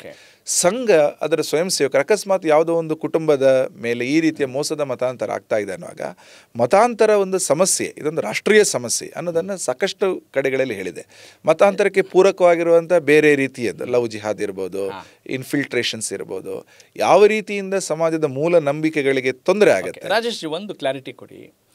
ಈಗ ನೀವು ಹೇಳಿದಿರಿ ಮೋಸದ ಮತಾಂತರ ಅಂತ ನೀವು ಹೇಳ್ತಿದ್ದೀರಿ, ಆದರೆ ಇನ್ನು ಕೆಲವು ಕಡೆ ಹಲವು ಆರೋಪಗಳು ಏನು ಬರ್ತಾ ಇದೆ, ಮತಾಂತರಗೊಂಡವರೆಲ್ಲರನ್ನೂ ಕೂಡ ಘರ್ ವಾಪಸಿ ಮಾಡ್ತಾ ಇದೆ RSS ಅನ್ನೋ ಮಾತಿದೆ. ಇದು ಎಲ್ಲೋ ಸಂವಿಧಾನಕ್ಕೆ ವಿರೋಧಿ ಚಟುವಟಿಕೆ ಅಂತ ಅನ್ಸಲ್ವಾ? ಸಂಘ ಆ ಥರ ಏನು ಮಾಡ್ತಾ ಇಲ್ಲ. ಯಾರು ಸ್ವಯಂ ಪ್ರೇರಣೆಯಿಂದ ವಾಪಸ್ ಬರ್ತಾ ಇದ್ದಾರೆ ಅದಕ್ಕೆ ಸಂಘದ ಸ್ವಯಂ ಸೇವಕರು ಬೇರೆ ಬೇರೆ ಕಡೆ ಅದಕ್ಕೆ ತಕ್ಕದಾದ ರೀತಿಯಲ್ಲಿ ಒಂದು ಸೂಕ್ತ ವ್ಯವಸ್ಥೆನ ಕೊಡೋದು. ಮತ್ತು ಈ ಗರ್ವಾಪಸ್ ಎನ್ನುವಂಥದ್ದು RSS ಮಾತ್ರ ಮಾಡಿದಲ್ಲ, ಭಾಳ ಹಿಂದೆ ಸ್ವಾಮಿ ದಯಾನಂದ ಸರಸ್ವತಿ ಅವರ ಕಾಲದಿಂದಲೂ ಕೂಡ ಅನೇಕ, ಅದಕ್ಕೆ ಮುಂಚಿನೂ ನಂತರನೂ ಕೂಡ ಈ ದೇಶದಲ್ಲಿ ಅನೇಕ ಮಂದಿ ಮಾಡ್ತಾ ಇದ್ದಾರೆ. ಗರ್ವಾಪಸ್ ಎನ್ನುವ ಶಬ್ದ RSSನ ಶಬ್ದ ಅಲ್ಲ, ಇದು ಸಮಾಜದಲ್ಲಿ ಬಳಕೆ ಇದ್ದಂಥ ಶಬ್ದ. ಸಂಘದ ಧರ್ಮಜಾಗರಣ ಗತಿವಿಧಿ ಮತ್ತು ಬೇರೆ ಬೇರೆ ಗತಿವಿಧಿಯ ಮೂಲಕ ಸ್ವಯಂ ಸೇವಕರು ಆ ರೀತಿ ಮರಳಿ ಮತಾಂತರಕ್ಕೆ ಬರಲಿಕ್ಕೆ ಇಚ್ಛೆ ಪಡುವಂಥ ಅನೇಕರನ್ನು ವಾಪಸ್ಸು ಬರುವಂಥ ಪ್ರೊಸೆಸ್ಸಿಗೆ ಸ್ವಲ್ಪ ಸಹಕಾರ ಕೊಡ್ತಾ ಇದ್ದಾರೆ. ಈ ದೇಶದ ಸಂವಿಧಾನಬದ್ಧವಾದಂತಹ ಪ್ರೊಸೆಸ್ಗಳೆಲ್ಲ ಏನು ಬರ್ತಾ ಇದ್ದಾರೆ, ಕಾನೂನಾತ್ಮಕವಾಗಿ ಏನು ಬರ್ತಾ ಇದ್ದಾರೆ, ಆ ಪ್ರೊಸೆಸ್ಗೆ ಎಲ್ಲದಕ್ಕೂ ಕೂಡ ಸಂಘದ ಸಪೋರ್ಟ್ ಇದ್ದೇ ಇದೆ. ಹಾಗಾಗಿ ಗರ್ವಾಪಸ್ ಅನ್ನುವಂಥದ್ದು ಸಹಜವಾಗಿ ನಡೀತಾ ಇದೆ. ಕೆಲವರಿಗೆ ಗೊತ್ತಾಗಿದೆ ಅನೇಕ ಪೀಳಿಗೆ ನಂತರ. ನಮ್ಮದು ಮತಾಂತರಗಳಾಗಿ ಉದಾಹರಣೆಗೆ ಗುಲಾಂ ನಬಿ ಆಜಾದ್ ಅವರೊಂದು ಸ್ಟೇಟ್ಮೆಂಟ್ ಇತ್ತೀಚೆಗೆ ಕೊಟ್ಟಿದ್ರು, ನೀವೆಲ್ಲ ಕೇಳಿರ್ಬೋದು. ಕಾಶ್ಮೀರದಲ್ಲಿ ಹಿಂದೆ ಹಿಂದೂಗಳೇ ಇದ್ರು, ನಾವೆಲ್ಲರೂ ಕೂಡ ಮತಾಂತರಕ್ಕೆ ಒಳಗಾದವರು ನೇರ ಹೇಳಿ, ಅದನ್ನ ಯಾರು ಇಲ್ಲ ಅಂತ ಹೇಳಿಲ್ಲ. ಯಾಕಂದ್ರೆ ಬೇರೆ ಪಕ್ಷಕ್ಕೂ ಕೂಡ ಬಂದರು. ಅಂದರೆ ಅವರು ಹೇಳಿದಾಗ, ನಾನು ಪಕ್ಷದ ವಿಷಯದಲ್ಲಿ ಮಾತಾಡಲ್ಲ, ಅವರು ಹೇಳುವಂಥದ್ದು ಈ ದೇಶದಲ್ಲಿ ಮತಾಂತರ ಅನ್ನುವಂಥದ್ದು ನಡೆದಿತ್ತು ಅನ್ನೋದನ್ನು ಅವರು ವಾಸ್ತವವನ್ನು ಹೇಳಿದ್ದಾರೆ. ಈ ದೇಶದ ವಿಷಯವನ್ನು, ಸನಾತನ ಸಂಸ್ಕೃತಿಯನ್ನು ಗಮನಿಸಿದಾಗ ಈ ದೇಶದಲ್ಲಿ ಮತಾಂತರ ಆಗಿರುವುದು, ಮತಾಂತರ ಮಾಡಿರುವುದು, ಇದನ್ನು ಗಮನಕ್ಕೆ ತಂದಿದ್ದಾರೆ.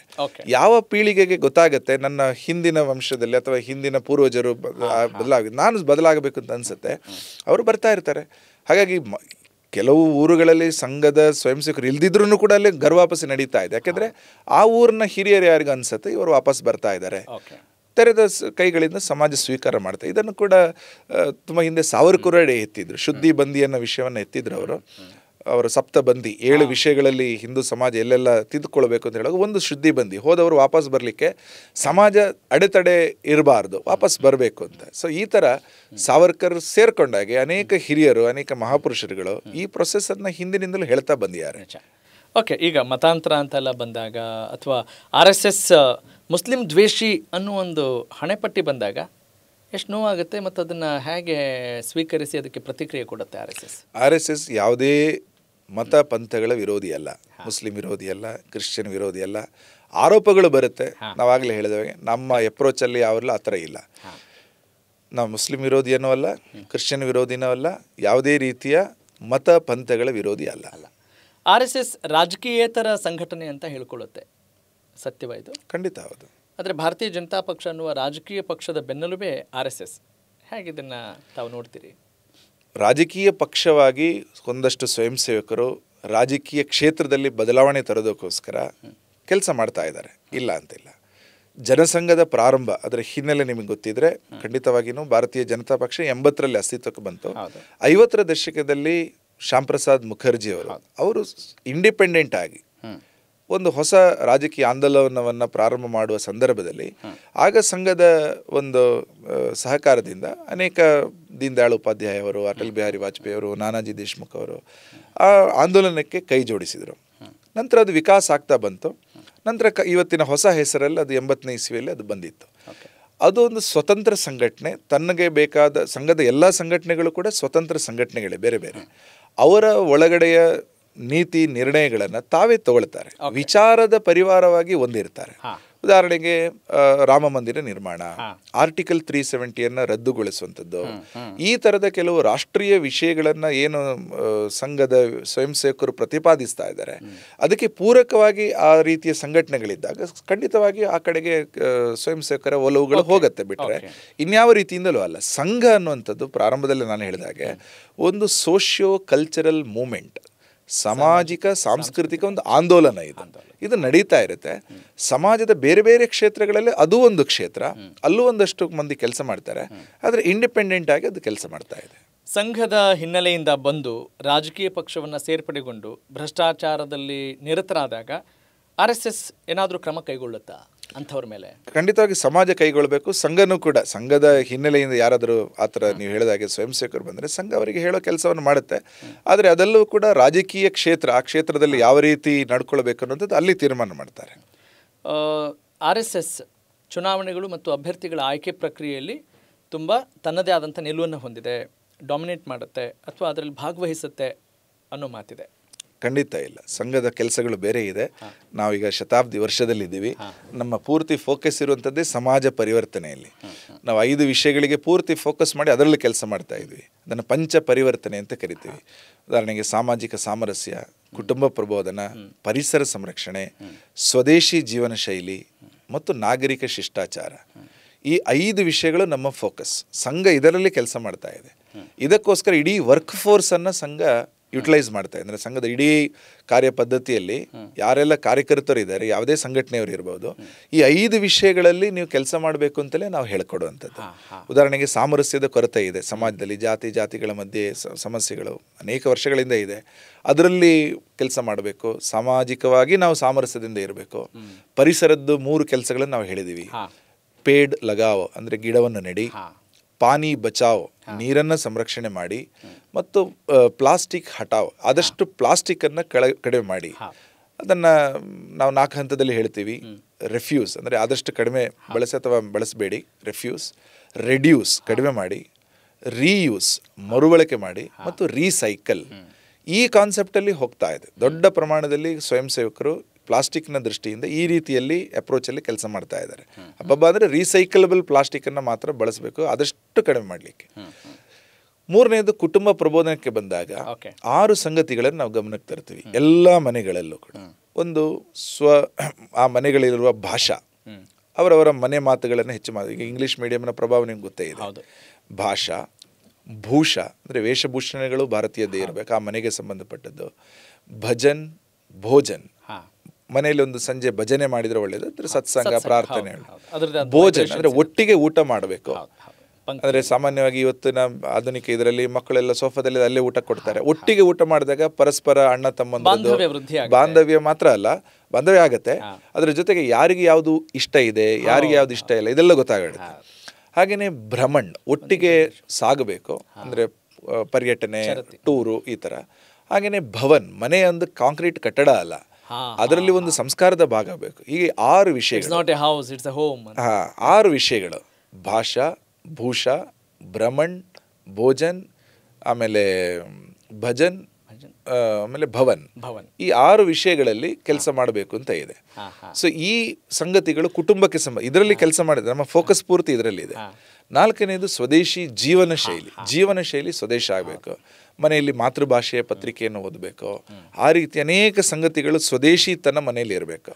ಕೊನೆಯದಾಗಿ ನಾಗರಿಕ ಶಿಷ್ಟಾಚಾರ, ಅಂದರೆ ಸಿವಿಕ್ ಸೆನ್ಸ್ ಅಂತ ಏನು ಕರೀತೀವಿ, ಪೌರಪ್ರಜ್ಞೆ, ಅದು ಭಾರತದಲ್ಲಿ ಎಷ್ಟರ ಮಟ್ಟಿಗೆ ಇರಬೇಕೋ ಇನ್ನಷ್ಟು ಜಾಸ್ತಿ ಆಗಬೇಕನ್ನೋ ದೃಷ್ಟಿಯಿಂದ ಅದು ಟ್ರಾಫಿಕ್ ರೂಲ್ಗಳನ್ನು ಪಾಲಿಸುವಂಥದ್ದು ಇರ್ಬೋದು, ರಾಷ್ಟ್ರಧ್ವಜಕ್ಕೆ ಗೌರವ ಕೊಡುವಂಥದ್ದು, ರಾಷ್ಟ್ರಗೀತೆಗೆ ಗೌರವ ಕೊಡುವಂಥದ್ದು, ಪಬ್ಲಿಕ್ ಪ್ರಾಪರ್ಟೀಸನ್ನು, ಉದಾಹರಣೆಗೆ ರೈಲ್ವೆಯಲ್ಲಿ ಬ್ಲಡ್ ಶೀಟ್ ಕೊಡ್ತಾರೆ, ಅದನ್ನು ಯೋಗ್ಯ ರೀತಿಯಲ್ಲಿ ಮರಳಿಸುವಂಥದ್ದು ಇರ್ಬೋದು.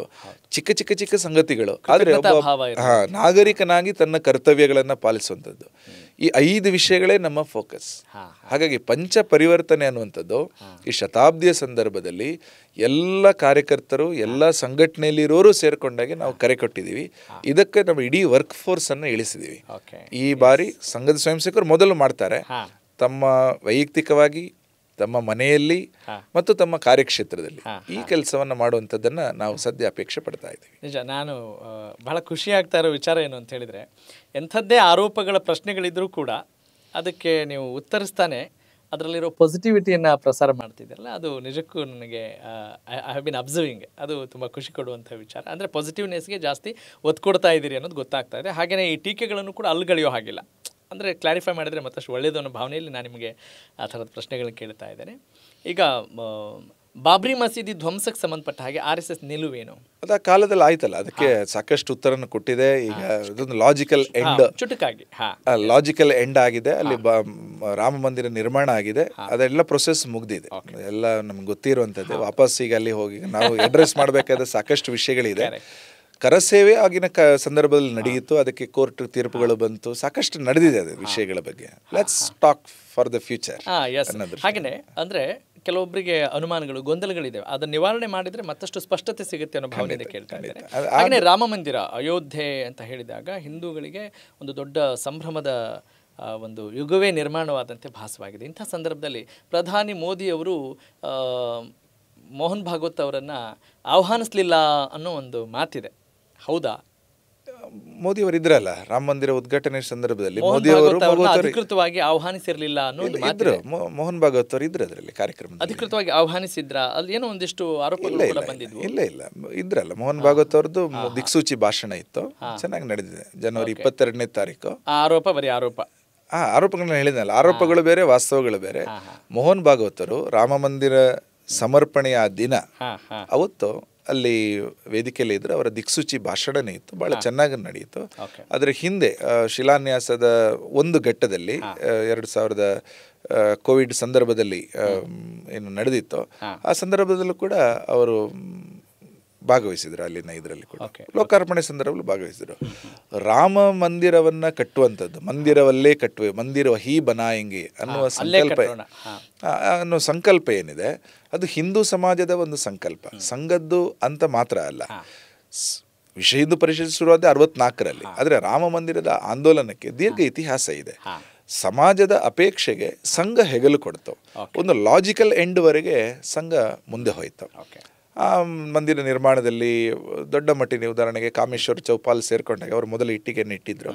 ಸೊ ಆ ಥರ ಅನೇಕ ಮಂದಿ ಟ್ರಸ್ಟ್ ಒಳಗಡೆ ಇದ್ದರು. ದೊಡ್ಡ ಮಟ್ಟಿನ ದೇಶದಲ್ಲಿ ನಿಧಿ ಸಮರ್ಪಣಾ ಅಭಿಯಾನ ಆಯಿತು, ಚೆನ್ನಾಗಿ ನಡೆಯಿತು. ಹೀಗಾಗಿ ರಾಮ ಮಂದಿರದ ಇಡೀ ಪ್ರೊಸೆಸ್ ಏನಿದೆ ಅದು ಹಿಂದೂ ಸಮಾಜದ ಒಂದು ದೊಡ್ಡ ಪ್ರೊಸೆಸ್ಸು. ಹಿಂದೂ ಸಮಾಜಕ್ಕೆ ಅದರ ಪೂರ್ತಿ ಕ್ರೆಡಿಟ್ ಸಲ್ಲಬೇಕು. ಅಂದರೆ ಅದರ ಹಿಂದೂ ಸಮಾಜ ಆಂದೋಲನವನ್ನು ತನ್ನ ಆಂದೋಲನವಾಗಿ ತಗೊಳ್ತು. ಸಂಘದ ಸ್ವಯಂ ಸೇವಕರು ಅದಕ್ಕೆ ಹೆಗಲು ಕೊಟ್ಟಿದ್ರು. ವಿಶ್ವ ಹಿಂದೂ ಪರಿಷತ್ ಆ್ಯಸ್ ಎ ಸಂಘಟನೆ ಅದಕ್ಕೆ ಹೆಸರು ಕೊಟ್ಟಿದ್ರು. ಈಗ ಅದರ ಅಂತಾರಾಷ್ಟ್ರೀಯ ಕಾರ್ಯದರ್ಶಿಗಳಲ್ಲೊಬ್ಬರಾದ ಚಂಪತ್ ರಾಯ್ ಅವರದನ್ನು ವಿಶೇಷವಾಗಿ ಗಮನಿಸ್ತಾರೆ. ಕರ್ನಾಟಕದ ಪ್ರಚಾರಕರು ಗೋಪಾಲ್ ಜಿ ಅವರು ಅದರ ನಿರ್ಮಾಣದ ಅನೇಕ ಜವಾಬ್ದಾರಿಗಳನ್ನು ಹೊತ್ತಿದ್ರು. ಹೀಗಾಗಿ ಸಂಘಟನೆ ಅದರದ್ದೇ ಆದಂಥ ಕೆಲವು ಕೆಲಸಗಳನ್ನು ಮಾಡುತ್ತೆ. ಈಗ ರಾಮ ಮಂದಿರ ನಿರ್ಮಾಣ ಆಗಿದೆ, ಅದೆಲ್ಲ ಇತಿಹಾಸ ಸಾಕಷ್ಟು ಅದರ ಬಗ್ಗೆ ನಾವು ಮಾತಾಡಿರೋ ಕಾರಣ ಸಂಘ ಆ ರೀತಿಯ ಒಂದು ಸಾಂಸ್ಕೃತಿಕ ಆಂದೋಲನದ ದೃಷ್ಟಿಯಿಂದ ರಾಷ್ಟ್ರದ ಪುನರುತ್ಥಾನ, ಉದಾಹರಣೆಗೆ ಮೋಹನ್ ಭಾಗವತ್ ಅವರು ಅದನ್ನು ವಿವರಿಸ್ತಾ ಒಂದು ರಾಷ್ಟ್ರೀಯ ಪುನರುತ್ಥಾನದ ಸಂಕೇತ ಅನ್ನೋ ದೃಷ್ಟಿಯಿಂದ ರಾಮ ಮಂದಿರವನ್ನು ಅವರು ವಿಶ್ಲೇಷಣೆ ಮಾಡಿದರು. ಓಕೆ, ಹಾಗೆಯೇ ಹಲವು ಆ್ಯಕ್ಟಿವಿಸ್ಟ್ಸ್, ಈಗ ಪನ್ಸಾರೆ ಇರ್ಬೋದು, ದಾಬೋಲ್ಕರ್ ಇರ್ಬೋದು, ಪತ್ರಕರ್ತೆ ಗೌರಿ ಲಂಕೇಶ್ ಇರ್ಬೋದು, ತದನಂತರ ಎಂ ಕಲಬುರ್ಗಿ ಅವರು ಇರ್ಬೋದು, ಆ ಹತ್ಯೆ ಸಂದರ್ಭದಲ್ಲಿ ಅನೇಕ ಹಿಂದುತ್ವದ ಒಂದು ವ್ಯಾಖ್ಯಾನ ಅಲ್ಲಿ ಪ್ರಚೋದನಾತ್ಮಕವಾಗಿ ಪರಿಣಮಿಸಿ ಅಂತಹ ಹತ್ಯೆಗಳಾದವು, ಘಟನೆಗಳಾದವು ಅಂತ ಇರುವಾಗ RSS ಅದನ್ನು ಹೇಗೆ ನೋಡುತ್ತೆ, ಅದಕ್ಕೆ ಹೇಗೆ ಪ್ರತಿಕ್ರಿಯಿಸುತ್ತೆ? ನೀವು ಹೇಳಿದ ಯಾವುದೇ ಹೆಸರಿಗೂ ಸಂಘಕ್ಕೂ ಸಂಬಂಧ ಇಲ್ಲ. ಆರೋಪಗಳ ಬೇರೆ ಸಂಘಟನೆಗಳ ಇದ್ರೂ ಕೂಡ ಹಿಂದುತ್ವ ಅಂತ ಬಂದಾಗ ಅದು RSSಗೆ ಏನಾದರೂ ತಾಗುತ್ತಾ, ಆರೋಪ ಏನಾದರೂ ತಾಗಿತಾ? ಖಂಡಿತ ಇಲ್ಲ. ಸಂಘಕ್ಕೂ ಆ ಯಾವುದೇ ನೀವು ಹೇಳಿದ ವ್ಯಕ್ತಿಗಳು ಯಾವುದೇ ಸಂಬಂಧ ಇಲ್ಲ. ಯಾವ ಹಿಂಸಾತ್ಮಕ ಘಟನೆಗಳಿಗೂ ಸಂಬಂಧ ಇಲ್ಲ. ಸಂಘಕ್ಕೂ ಆ ನೀವು ಹೇಳಿದ ಯಾವುದೇ ಘಟನೆಗಳಿಗೂ ಸಂಬಂಧ ಇಲ್ಲ. ಗೋದ್ರಾ ಹತ್ಯಾಕಾಂಡ ಸೇರಿಸಿ ಹೇಳ್ತಾ ಇದ್ದೀರಿ ತಾವು? ನಮಗೆ ಸಂಬಂಧ ಇಲ್ಲ. ಮುಗೀತು. ನಮಗೆ ಆ ವಿಷಯದಲ್ಲಿ ಇದ್ರೆ ಆ ವಿಷಯದ ಬಗ್ಗೆ ಕೆಲವು ವಿಷಯದಲ್ಲಿ ನಮ್ಮ ಟೇಕ್ ಇರುತ್ತೆ, ನಾನು ವಿಸ್ತೃತವಾಗಿ ಹೇಳ್ತೀನಿ. ಯಾವ ವಿಷಯ ನಮಗೆ ಸಂಬಂಧಪಟ್ಟದಲ್ಲ, ಆದ್ರೆ ಅಂತ ಅಂದ್ರೆ ನಮಗೆ ಆ ಘಟನೆಗಳು ಯಾವುದಕ್ಕೂ ಸಂಬಂಧ ಇಲ್ಲ. ಅಂದ್ರೆ ಈಗ ಕೇಂದ್ರ ಸರ್ಕಾರದ ಯಾವೆಲ್ಲ ಯೋಜನೆಗಳ ಮೇಲೆ RSS ಪ್ರಭಾವ ಇದೆ, ಯಾವ ಒಳ್ಳೆಯ ಯೋಜನೆಗಳು, ಇಂಥದ್ರಿಂದ ಕೇಂದ್ರ ಸರ್ಕಾರ ಒಳ್ಳೆ ಇನ್ಫ್ಲೂಯೆನ್ಸ್ ಆಗಿದೆ ಅಂತ ಹೇಳ್ತೀರಿ ತಾವು? ಚುಟುಕಾಗಿ ಹೇಳ್ಬೋದಾ? ಸಂಘ ಆ ರೀತಿ ಯಾವುದೇ ಯೋಜನೆ ಮೇಲೆ ತನ್ನ ಪರಿಣಾಮ ಪ್ರಭಾವ ಯಾವುದನ್ನು ಬೀರಿಲ್ಲ, ನಿರ್ದೇಶಿಸೋದಿಲ್ವಾ? ಖಂಡಿತ ಇಲ್ಲ. ಸರ್ಕಾರಗಳು ಅದಕ್ಕೆ ಎಕ್ಸ್ಪರ್ಟ್ ಇದ್ದಾರೆ, ತಜ್ಞರಿದ್ದಾರೆ, ಕಮಿಟಿಗಳಿದ್ದಾವೆ, ಅವರವರ ಕೆಲಸಗಳನ್ನು ಮಾಡ್ತಾ ಇದೆ. ಸಂಘದ ಕೆಲಸನೇ ಬೇರೆ. ನಾನು ಹೇಳಿದೆ ನಮ್ಮ ಫೋಕಸ್ ಏರಿಯಾನೇ ಬೇರೆ. ನಾವು ಪೂರ್ತಿ ಕೆಲಸ ಮಾಡುವಂಥದ್ದು ಸಾಮಾಜಿಕ ವಿಷಯಗಳ ಬಗ್ಗೆ ಕೆಲಸ ಮಾಡ್ತೀವಿ. ಉದಾಹರಣೆಗೆ ಈಗ ಪಂಚ ಪರಿವರ್ತನೆ 5 ವಿಷಯಗಳೇನಿದೆ, ಇದು ನಮ್ಮ ವಿಷಯ, ನಾವು ಈ ವಿಷಯದಲ್ಲಿ ಕೆಲಸ ಮಾಡ್ತಾ ಇದ್ದೀವಿ. ಸರ್ಕಾರದ ಕೆಲಸವನ್ನು ಮಾಡ್ತಾ ಇದೆ. ಆದರೆ ಒಂದು ಕುತೂಹಲ ಇರುತ್ತೆ, ಸಾಮಾನ್ಯ ಜನತೆಗೆ ಇಷ್ಟು ಆಳವಾದ ವಿಸ್ತೃತವಾದ ಪ್ರಜ್ಞೆ ಇರೋದಿಲ್ಲ. ಹಾಗಾಗಿ ನಾವು ಕೇಳ್ತೇವೆ, ಮೇಲ್ನೋಟಕ್ಕೆ ಏನು ಕಾಣಿಸುತ್ತೆ, ಪ್ರಧಾನಿಗಳ ಆದಿಯಾಗಿ ಬೇರೆ ಎಲ್ಲ BJP ನೇತಾರರೇನಿದ್ದಾರೆ ಅವರೆಲ್ಲರೂ ಕೂಡ RSSನ ಒಂದು ಪ್ರಮುಖ ಭಾಗವಾಗಿ ಕಾಣಿಸೋದ್ರಿಂದ ಅಲ್ಲಿ ವ್ಯತಿರಿಕ್ತ ಹೇಳಿಕೆಗಳು ಬಂದಾಗ ಸಂಘ ಇದನ್ನು ಹೇಗೆ ನೋಡುತ್ತೆ ಅನ್ನೋ ಒಂದು ಸಣ್ಣ ಕುತೂಹಲ ಅಷ್ಟೇ. ಸಂಘದ ಹೇಳಿದ ಕೋರ್ ಏರಿಯಾ, ಫೋಕಸ್ ಏರಿಯಾನ ಬೇರೆ. ಸರ್ಕಾರವನ್ನ ನಡೆಸುವಂಥವ್ರು ನಡೆಸ್ತಾ ಇದ್ದಾರೆ. ಅವರಿಗೆ ಹೇಗೆ ಬೇಕೋ ಅವರ ಯೋಚನೆಗಳು, ಅಲ್ಲಿಗೆ ಎಕ್ಸ್ಪರ್ಟ್ ಕಮಿಟಿಗಳು ಸಾಕಷ್ಟು ಇದ್ದಾರೆ, ಅವರು ನಡೆಸ್ತಾ ಇರ್ತಾರೆ, ಅವರು ಪಾಠವಾಗಿ ನಡೆಸ್ತಾ ಇರ್ತಾರೆ. ಸಂಘ ಅದರ ಬಗ್ಗೆ ಏನು ಹೇಳಲ್ಲ. ಸರ್ಕಾರಗಳು ಯಾವುದೇ ಸರ್ಕಾರ ಬಂದರೂ ಕೂಡ ಸರ್ಕಾರಗಳು ಬದಲಾಗ್ತಾ ಇರುತ್ತೆ, ಬೇರೆ ಬೇರೆ ಇರುತ್ತೆ. ಸಂಘದ ವಿಷಯಗಳು ಏನಿದೆ, ಸಮಾಜದ ಒಟ್ಟು ಸರ್ವಾಂಗೀಣ ಉನ್ನತಿಯ ವಿಷಯಗಳು ಸ್ವಲ್ಪ ದೀರ್ಘಕಾಲೀನ ವಿಷಯ ಆಗಿರೋ ಕಾರಣ ಸಂಘ ಬೇರೆ ರೀತಿಯಲ್ಲಿ ಸಮಾಜದ, ರಾಷ್ಟ್ರದ ಉನ್ನತಿಯ ವಿಷಯಗಳಲ್ಲಿ ಮತ್ತು ಎಲ್ಲಿ ತಿದ್ದಬೇಕು, ಎಲ್ಲಿ ಪರಿವರ್ತನೆ ಆಗಬೇಕು, ಎಲ್ಲಿ ಕೆಲಸ ಆಗಬೇಕು ಅಲ್ಲಿ ಫೋಕಸ್ ಮಾಡುತ್ತೆ. ಸುಂದರ ಸಮಾಜದ ಪರಿಕಲ್ಪನೆ ಹೊರತುಪಡಿಸಿ ಸಂಘ ಏನು ಮಾಡೋದಿಲ್ಲ ಅನ್ನುವ ಅನೇಕ ವಿಚಾರಗಳನ್ನ ನೀವು ಸ್ಪಷ್ಟಪಡಿಸಿದ್ದೀರಿ. ಅಷ್ಟು ನಾನು ಅರ್ಥ ಮಾಡ್ಕೊಳ್ತಾ ಇದ್ದೇನೆ, ಅದರಲ್ಲಿ ಯಾವ ಅನುಮಾನ ಇಲ್ಲ. ಎಷ್ಟೋ ತಪ್ಪು ಕಲ್ಪನೆಗಳನ್ನು ಕೂಡ ಸರಿ ಮಾಡೋ ನಿಟ್ಟಿನಲ್ಲಿ ನೀವು ಭಾಗವಹಿಸ್ತಾ ಇದ್ದಾರೆ. ಇನ್ನು ಮುಂದಿನ ಪೀಳಿಗೆಗೆ, ಇನ್ನು ಮುಂದಿನ ಯೋಜನೆಗಳು, ಹೊಸ ಯೋಜನೆಗಳು ಏನಿದ್ದಾವೆ, ದೃಷ್ಟಿಕೋನ ಏನಿದೆ ಇನ್ನು ಮುಂದಿನ ಒಂದು 25ರಿಂದ 50 ವರ್ಷಗಳವರೆಗೆ RSSನ ದೃಷ್ಟಿಕೋನ ಏನು? ಈ ಪರಮವೈಭವ ಅಂತ ಏನಿದೆ ಅದನ್ನು ಸಾಧನೆ ಮಾಡಲಿಕ್ಕೆ ಇವತ್ತಿನ ಯುವ ಪೀಳಿಗೆ ಮತ್ತು ಮುಂದೆ ಬರುವಂತಹ ಜನತೆ ಸ್ವಲ್ಪ ಸಮಾಜಮುಖಿಯಾಗಿ ಯೋಚನೆ ಮಾಡಬೇಕು. ಒಟ್ಟು ಸಾಮಾನ್ಯವಾಗಿ 6 ವಿಷಯಗಳಲ್ಲಿ ಪರಮವೈಭವವನ್ನು ಅರ್ಥ ಮಾಡ್ಕೊಳ್ಳಿ. ಸಾಮಾನ್ಯ ಹಿಂದಿಯಲ್ಲಿ ಒಂದು ಶಬ್ದವನ್ನು ಹೇಳ್ತಾರೆ, ರೋಟಿ ಕಪಡ ಮಕಾನ್, ಸ್ವಾಸ್ಥ್ಯ ಸುರಕ್ಷಾ ಸಂಸ್ಕಾರ. 6 ಸಂಗತಿಗಳಿದೆ, ಅದರಲ್ಲಿ 2 ಫೇಸ್. ಮೊದಲನೇ 3 1 ರೋಟಿ ಕಪಡ ಮಕಾನ್, ಅಶನ ವಸನ ವಸತಿ ಅಂತ ನಾವು ಹೇಳ್ತೀವಿ. ನಾವು ಅಂದರೆ ಹೊಟ್ಟೆಗೆ ಆಹಾರ ಬೇಕು, ಬಟ್ಟೆ ಬೇಕು, ಇರ್ಲಿಕ್ಕೆ ಒಂದು ಮನೆ ಬೇಕು, ಆದರೆ ಎಲ್ಲರಿಗೂ ಬೇಕು, ಇಡೀ ದೇಶವಾಸಿಗಳಿಗೆ. ಇದು ಮೊದಲನೇ ಹಂತ ಪರಮವೈಭವದ್ದು. ಅಂದರೆ ಪ್ರಾಣಕ್ಕೂ ಕೂಡ ಹೇಳ್ತಾರೆ. ಹೌದೌದು. 2ನೇ ಪಾರ್ಟಲ್ಲಿ ಈ 3 ಆದಮೇಲೆ ಸ್ವಾಸ್ಥ್ಯ ಸುರಕ್ಷಾ ಸಂಸ್ಕಾರ, ಒಳ್ಳೆಯ ಆರೋಗ್ಯ ಎಲ್ಲರಿಗೂ ಬೇಕು, ಸುರಕ್ಷೆ ಸೆಕ್ಯೂರಿಟಿ ಆಫ್ ಆಲ್ ಕೈಂಡ್ಸ್, ರಾಷ್ಟ್ರೀಯ ಸುರಕ್ಷೆ, ಗಡಿ ಸುರಕ್ಷೆ, ವೈಯಕ್ತಿಕ ಸುರಕ್ಷೆ, ನನ್ನ ಮನೆಯಲ್ಲಿ ನಾನು ಕ್ಷೇಮವಾಗಿದ್ದೀನಿ, ನನ್ನ ಗಣೇಶನ ಮೆರವಣಿಗೆನೂ ಕ್ಷೇಮ ಇರುತ್ತೆ, ಎಲ್ಲ ರೀತಿಯಿಂದ ಸುರಕ್ಷೆ, ನನ್ನ ಜೀವನ ಸುರಕ್ಷಿತವಾಗಿರುತ್ತೆ ಅನ್ನುವ ಭಾವ ಎಲ್ಲರಿಗೂ ಬರುವಂಥದ್ದು. ಸುರಕ್ಷತೆಯ ಭಾವ, security of all kinds, financial security, ಮನೆಯ ಸುರಕ್ಷತೆ, ಸೊ ಸುರಕ್ಷೆ ಒಂದು ಭಾಗ. ಕೊನೆಯದಾಗಿ ಸಂಸ್ಕಾರ, ಜೀವನದಲ್ಲಿ ಪ್ರತಿಯೊಬ್ಬನೂ ಸಂಸ್ಕಾರವಂತನಾಗಿರಬೇಕು. ಪ್ರತಿ ವ್ಯಕ್ತಿನೂ ಸಂಸ್ಕಾರವಂತನಾದರೆ ಈ ಸಮಾಜದಲ್ಲಿ ಕೊಲೆ, ಕಳ್ಳತನ, ಅತ್ಯಾಚಾರ ಇದು ಯಾವುದೂ ಇರಲ್ಲ. ಸೊ ಆ ರೀತಿಯ ಒಂದು ಸೊಸೈಟಿ ಇದೆ ಅಲ್ಲ, ಅದಷ್ಟು ಸುಲಭ ಅಲ್ಲ. ಹೌದು, ಊಟ ಕೊಡೋದು ಸುಲಭ, ಮನೆ ಕಟ್ಟೋದು ಸುಲಭ, ಆದರೆ ಪ್ರತಿ ವ್ಯಕ್ತಿಯು ಸಂಸ್ಕಾರವಂತನಾಗೋದು ಇದೆಯಲ್ಲ, ಅದು ಪರಮವೈಭವದ ಒಂದು ಲಕ್ಷಣ. ಪರಮವೈಭವ ಅಂದರೆ ರಸ್ತೆ ಚೆನ್ನಾಗಿದೆ, ಆದರೆ ಜನರು ಕೆಟ್ಟವರಿದ್ದಾರೆ ಅಂದರೆ ಪರಮವೈಭವ ಆಗಲ್ಲ. ವ್ಯವಸ್ಥೆನೂ ಚೆನ್ನಾಗಿರಬೇಕು, ವ್ಯಕ್ತಿಗಳೂ ಚೆನ್ನಾಗಿರಬೇಕು. ಹೀಗಾಗಿ ರೋಟಿ ಕಪಡ ಮಕಾನ್, ಸ್ವಾಸ್ಥ್ಯ, ಸುರಕ್ಷಾ, ಸಂಸ್ಕಾರ, ಈ ನಿಟ್ಟಿನಲ್ಲಿ ಜನರನ್ನು ತಯಾರು ಮಾಡ್ತಕ್ಕಂಥ ಕೆಲಸ ಏನಿದೆ ಅದರಲ್ಲಿ ಸಂಘ ತಲ್ಲೀನ ಆಗಿದೆ. ಸೊ ಮುಂದಿನ ಪೀಳಿಗೆ ಆ ರೀತಿಯ ಕಳೆದ 100 ವರ್ಷ ನಾವು ಸಾಕಷ್ಟು ಬ್ರಿಟಿಷರ ಏಟುಗಳು, ಸಾಕಷ್ಟು ಸಮಸ್ಯೆಗಳನ್ನು ಎದುರಿಸಿದ ಒಂದು 100 ವರ್ಷಗಳನ್ನು ಕಳೆದ ಸೆಂಚುರಿಯಲ್ಲಿ ನಾವು ಅನುಭವಿಸಿದ್ವಿ, ನಮ್ಮ ಹಿರಿಯರು ಅನುಭವಿಸಿದ್ರು. ಆದರೆ ಬರುವ ಪೀಳಿಗೆ ಏನಿದೆ ಅದು ವಿಶ್ವಾಸದ ಪೀಳಿಗೆ, ಅದು ಉತ್ಸಾಹದ ಪೀಳಿಗೆ, ಅದು ದೇಶಕ್ಕೋಸ್ಕರ ಏನೋ ಮಾಡಬೇಕಾದ ಪೀಳಿಗೆ. ಇವತ್ತು ನಾವು ಜಗತ್ತಿನ 4ನೇ ಅತಿ ದೊಡ್ಡ ಆರ್ಥಿಕತೆಯಾಗಿ ನಾವು ರೂಪುಗೊಂಡಿದ್ದೀವಿ. ಇನ್ನು ವಿಜ್ಞಾನ, ತಂತ್ರಜ್ಞಾನ, ಕ್ರೀಡೆ, ಕೌಶಲ್ಯದ ಅನೇಕ ವಿಷಯಗಳು, ಎಲ್ಲದರಲ್ಲೂ ಕೂಡ ನಮ್ಮ ಯುವ ಸಮುದಾಯ ಸಾಧನೆ ಮಾಡಲಿಕ್ಕೆ ಬರಬೇಕು. ಅದಕ್ಕೊಂದು ಪೂರಕ ವಾತಾವರಣನ ಸಮಾಜ ಮಾಡಿಕೊಡುತ್ತೆ. ಮಾಡುವಾಗ ನಮ್ಮ ಸನಾತನ ಸಂಸ್ಕೃತಿಯ ಬೇರುಗಳು ಅದನ್ನೂ ಗಟ್ಟಿಗೊಳಿಸ್ತಾ, ನಮ್ಮದು ಹೇಗೆ ಅಂದರೆ ಡಿ ವಿ ಜಿಯವರು ಹೇಳಿದಾಗೆ ಹಳೆ ಬೇರು ಹೊಸ ಚಿಗುರು, ಕೂಡಿರಲು ಮರ ಸೊಬಗು. ಹಾಗೆ ನಾವೆಷ್ಟು ವಿಜ್ಞಾನ ತಂತ್ರಜ್ಞಾನದಲ್ಲಿ ಮುಂದೆ ಹೋಗ್ತೀವಿ, ಭಾರತೀಯ ಸನಾತನ ಸಂಸ್ಕೃತಿಗಳನ್ನು ಉಳಿಸ್ತಾ ಅದನ್ನು ಬೆಳೆಸುವಂಥ ಪ್ರೊಸೆಸ್ ಏನಿದೆ, ಇದಕ್ಕೆ ಯುವ ಪೀಳಿಗೆಯನ್ನು ತಯಾರು ಮಾಡ್ತಂಥ ಕೆಲಸ ಇದನ್ನು ಸಂಘ ಮಾಡ್ತಾ ಇದೆ, ಇನ್ನಷ್ಟು ಮಾಡ್ತಾ ಇರುತ್ತೆ. ಮಾಡುವಾಗ ಸೇವಾ ಭಾವದ ಜಾಗರಣ ಅದು ಸಂಘದ ಮೂಲ ಒಂದು ಕೋರಿದೆ. ಇಷ್ಟೊಂದು ಸೇವಾ ಚಟುವಟಿಕೆ ನಡೀತಾ ಇದೆ, ಇನ್ನೊಬ್ಬರಿಗೋಸ್ಕರ ಸೇವೆ ಮಾಡುವಂಥದ್ದು, ಆ ಭಾವನೆಯನ್ನು ಜಾಗರಣ ಮಾಡ್ತಾ ಸಂಘ ಹೋಗ್ತಾ ಇದೆ. ಹಾಗಾಗಿ ಯಾವುದೇ ಸಂದರ್ಭದಲ್ಲಿ ಇನ್ನೊಬ್ಬನಿಗೆ, ಅವ ಯಾವುದೇ ಜಾತಿನೇ ಇರ್ಬೋದು, ಯಾವುದೇ ಪಂಗಡದಿಂದ ಬಂದಿರ್ಬೋದು, ಅವನಿಗೆ ನಾನೇನು ಸೇವೆ ಮಾಡಬಲ್ಲೆ, ಆ ರೀತಿಯ ಸೇವಾ ಭಾವದೊಂದಿಗೆ ಕೆಲಸ ಮಾಡುವಂಥದ್ದನ್ನು ಸಂಘ ಯುವ ಪೀಳಿಗೆಗೆ ಹೇಳಿಕೊಡ್ತಾ ಇದೆ, ಇನ್ನು ಮುಂದೆನೂ ಹೇಳಿಕೊಡುತ್ತೆ. ಹಾಗಾಗಿ ಸಾರ್ಥಕ ಜೀವನಕ್ಕೆ ಸಮರ್ಥ ವ್ಯಕ್ತಿತ್ವ ನಿರ್ಮಾಣ ಮಾಡುವ ನಿಟ್ಟಿನಲ್ಲಿ ಸಂಘ ಕಾರ್ಯನಿರ್ವಹಿಸ್ತಾ ಇದೆ. ಖಂಡಿತ ಹೌದು. ಹಾಗೆ ಆ ರೀತಿಯ ವ್ಯಕ್ತಿ ನಿರ್ಮಾಣ ನಮ್ಮ ಮೂಲ ಆಶಯ. ಅದರಲ್ಲಿ ಸಂಘ ಕಳೆದ 100 ವರ್ಷಗಳನ್ನು ದಾಟ್ಕೊಂಡು ಬಂದಿದೆ, ಇನ್ನಷ್ಟು ವರ್ಷಗಳ ಕಾಲ ನಡೆಯುತ್ತೆ. ಹೇಗೆ ಸಂಘದ 100 ವರ್ಷಗಳು ನಡೆಯುತ್ತೋ ಇನ್ನಷ್ಟು ವರ್ಷಗಳ ಕಾಲ ಸಂಘ ಈ ವಿಷಯಗಳನ್ನ ಸಮಾಜದ ಮುಂದೆ ತರುತ್ತೆ. ಚಿಂತನೆಗಳು ಸದಾ ಇರುತ್ತೆ, ಮುಂದುವರಿತಾ ಇರುತ್ತೆ. ಎಸ್, ಬಹಳ ಖುಷಿ ಆಗುತ್ತೆ. ಹಾಗೆಯೇ ಎಷ್ಟೋ ಪ್ರಕೃತಿ ವಿಕೋಪಗಳಲ್ಲೂ ಕೂಡ RSSನ ಕಾರ್ಯಕರ್ತರು ಭಾಗವಹಿಸಿರ್ತಾರೆ. ಅಲ್ಲಿ ಸೇವಾ ಕಾರ್ಯಗಳಲ್ಲಿ ನಿರತರಾಗಿದ್ದರೂ ಕೂಡ ಅಷ್ಟಾಗಿ ಸುದ್ದಿ ಆಗದೆ ಇರೋದನ್ನು ನಾವು ನೋಡ್ತಾ ಇದ್ದೀವಿ. ಅಥವಾ ವೈಯಕ್ತಿಕ ಪ್ರಚಾರ ಬೇಡ ಅನ್ನುವ ಉದ್ದೇಶವಾ, ಅಥವಾ ಅದರ ಹೊರತಾಗಿ ಬೇರೆ ಏನು ಅಲ್ಲಿ ಉದ್ದೇಶ? ಸಾಮಾನ್ಯ ಸೇವೆ ಅಂದಾಗ ಅದನ್ನ ಯಾವುದೇ ಪ್ರಚಾರ ಪ್ರಸಿದ್ಧಿ ಬಯಸದೆ ಮಾಡುವಂಥದ್ದು ಸಂಘದ ಸ್ವಭಾವ. ಒಬ್ಬ ದೇಶಭಕ್ತ ಕವಿ ಒಂದು ಹಾಡನ್ನು ಬರೆಯುತ್ತಾ, ಸಂಘದ ಸ್ವಯಂ ಸೇವಕರು ಸೇವೆ ಅನ್ನೋ ಒಂದು ದೊಡ್ಡ ಯಜ್ಞದಲ್ಲಿ ಸಮಿಧಿಯಂತೆ ಉರಿಬೇಕು ಅಂತ ಹೇಳ್ತಾರೆ. ಹೇಗೆ ಇರಬೇಕಂದ್ರೆ, ಎಲೆಯ ಮರೆಯೊಳರಳಿ ನಗುವ ಸುಮನ ರಾಶಿ ಎಂದದಿ. ಅಂದ್ರೆ ಎಲೆ ಒಂದು ಇದೆ, ಅದರ ಹಿಂದೆ ಒಂದು ಹೂ ಇದೆ, ಆ ಹೂ ನಗ್ತಾ ಇದೆ, ಆದರೆ ಗೊತ್ತಾಗಲ್ಲ ಹೊರಗಡೆ. ಎಲೆಯ ಮರೆಯಲ್ಲಿ ಅರಳಿ ನಗ್ತಾ ಇದೆ. ಹೇಗೆ ಸೇವೆ ಮಾಡಬೇಕಂದಾಗ, ವಿಮುಖರಾಗಿ ಖ್ಯಾತಿಗೆ, ಪ್ರಚಾರಕ್ಕೆ, ಪ್ರಶಂಸೆಗೆ, ಸಹಜ ಭಾವದಿಂದ ಧುಮುಕಿ ಬನ್ನಿ ಕಾರ್ಯಕ್ಷೇತ್ರಕ್ಕೆ ಅಂತ ಕರೆ ಕೊಡ್ತಾರೆ. ಸಹಜ ಭಾವದಿಂದ ಕೆಲಸ ಮಾಡಬೇಕು. ಹಾಗೆ ಈ ದೇಶದಲ್ಲಿ ಭೂಕುಸಿತ, ಪ್ರವಾಹ ಅಂಥ ಸಂದರ್ಭದಲ್ಲಿ ಯಾರಿಗೆ ಅಗತ್ಯ ಇದೆ ತಕ್ಷಣ ಸೇವೆಗೆ ಧಾವಿಸ್ತಾರೆ. ವಿಮಾನ ದುರ್ಘಟನೆ ಸಂದರ್ಭಗಳಲ್ಲಿ ಆಗ ಸಮಯ ಕೊಡುವಂಥ ಕಾರ್ಯಕರ್ತರು ಬೇಕು.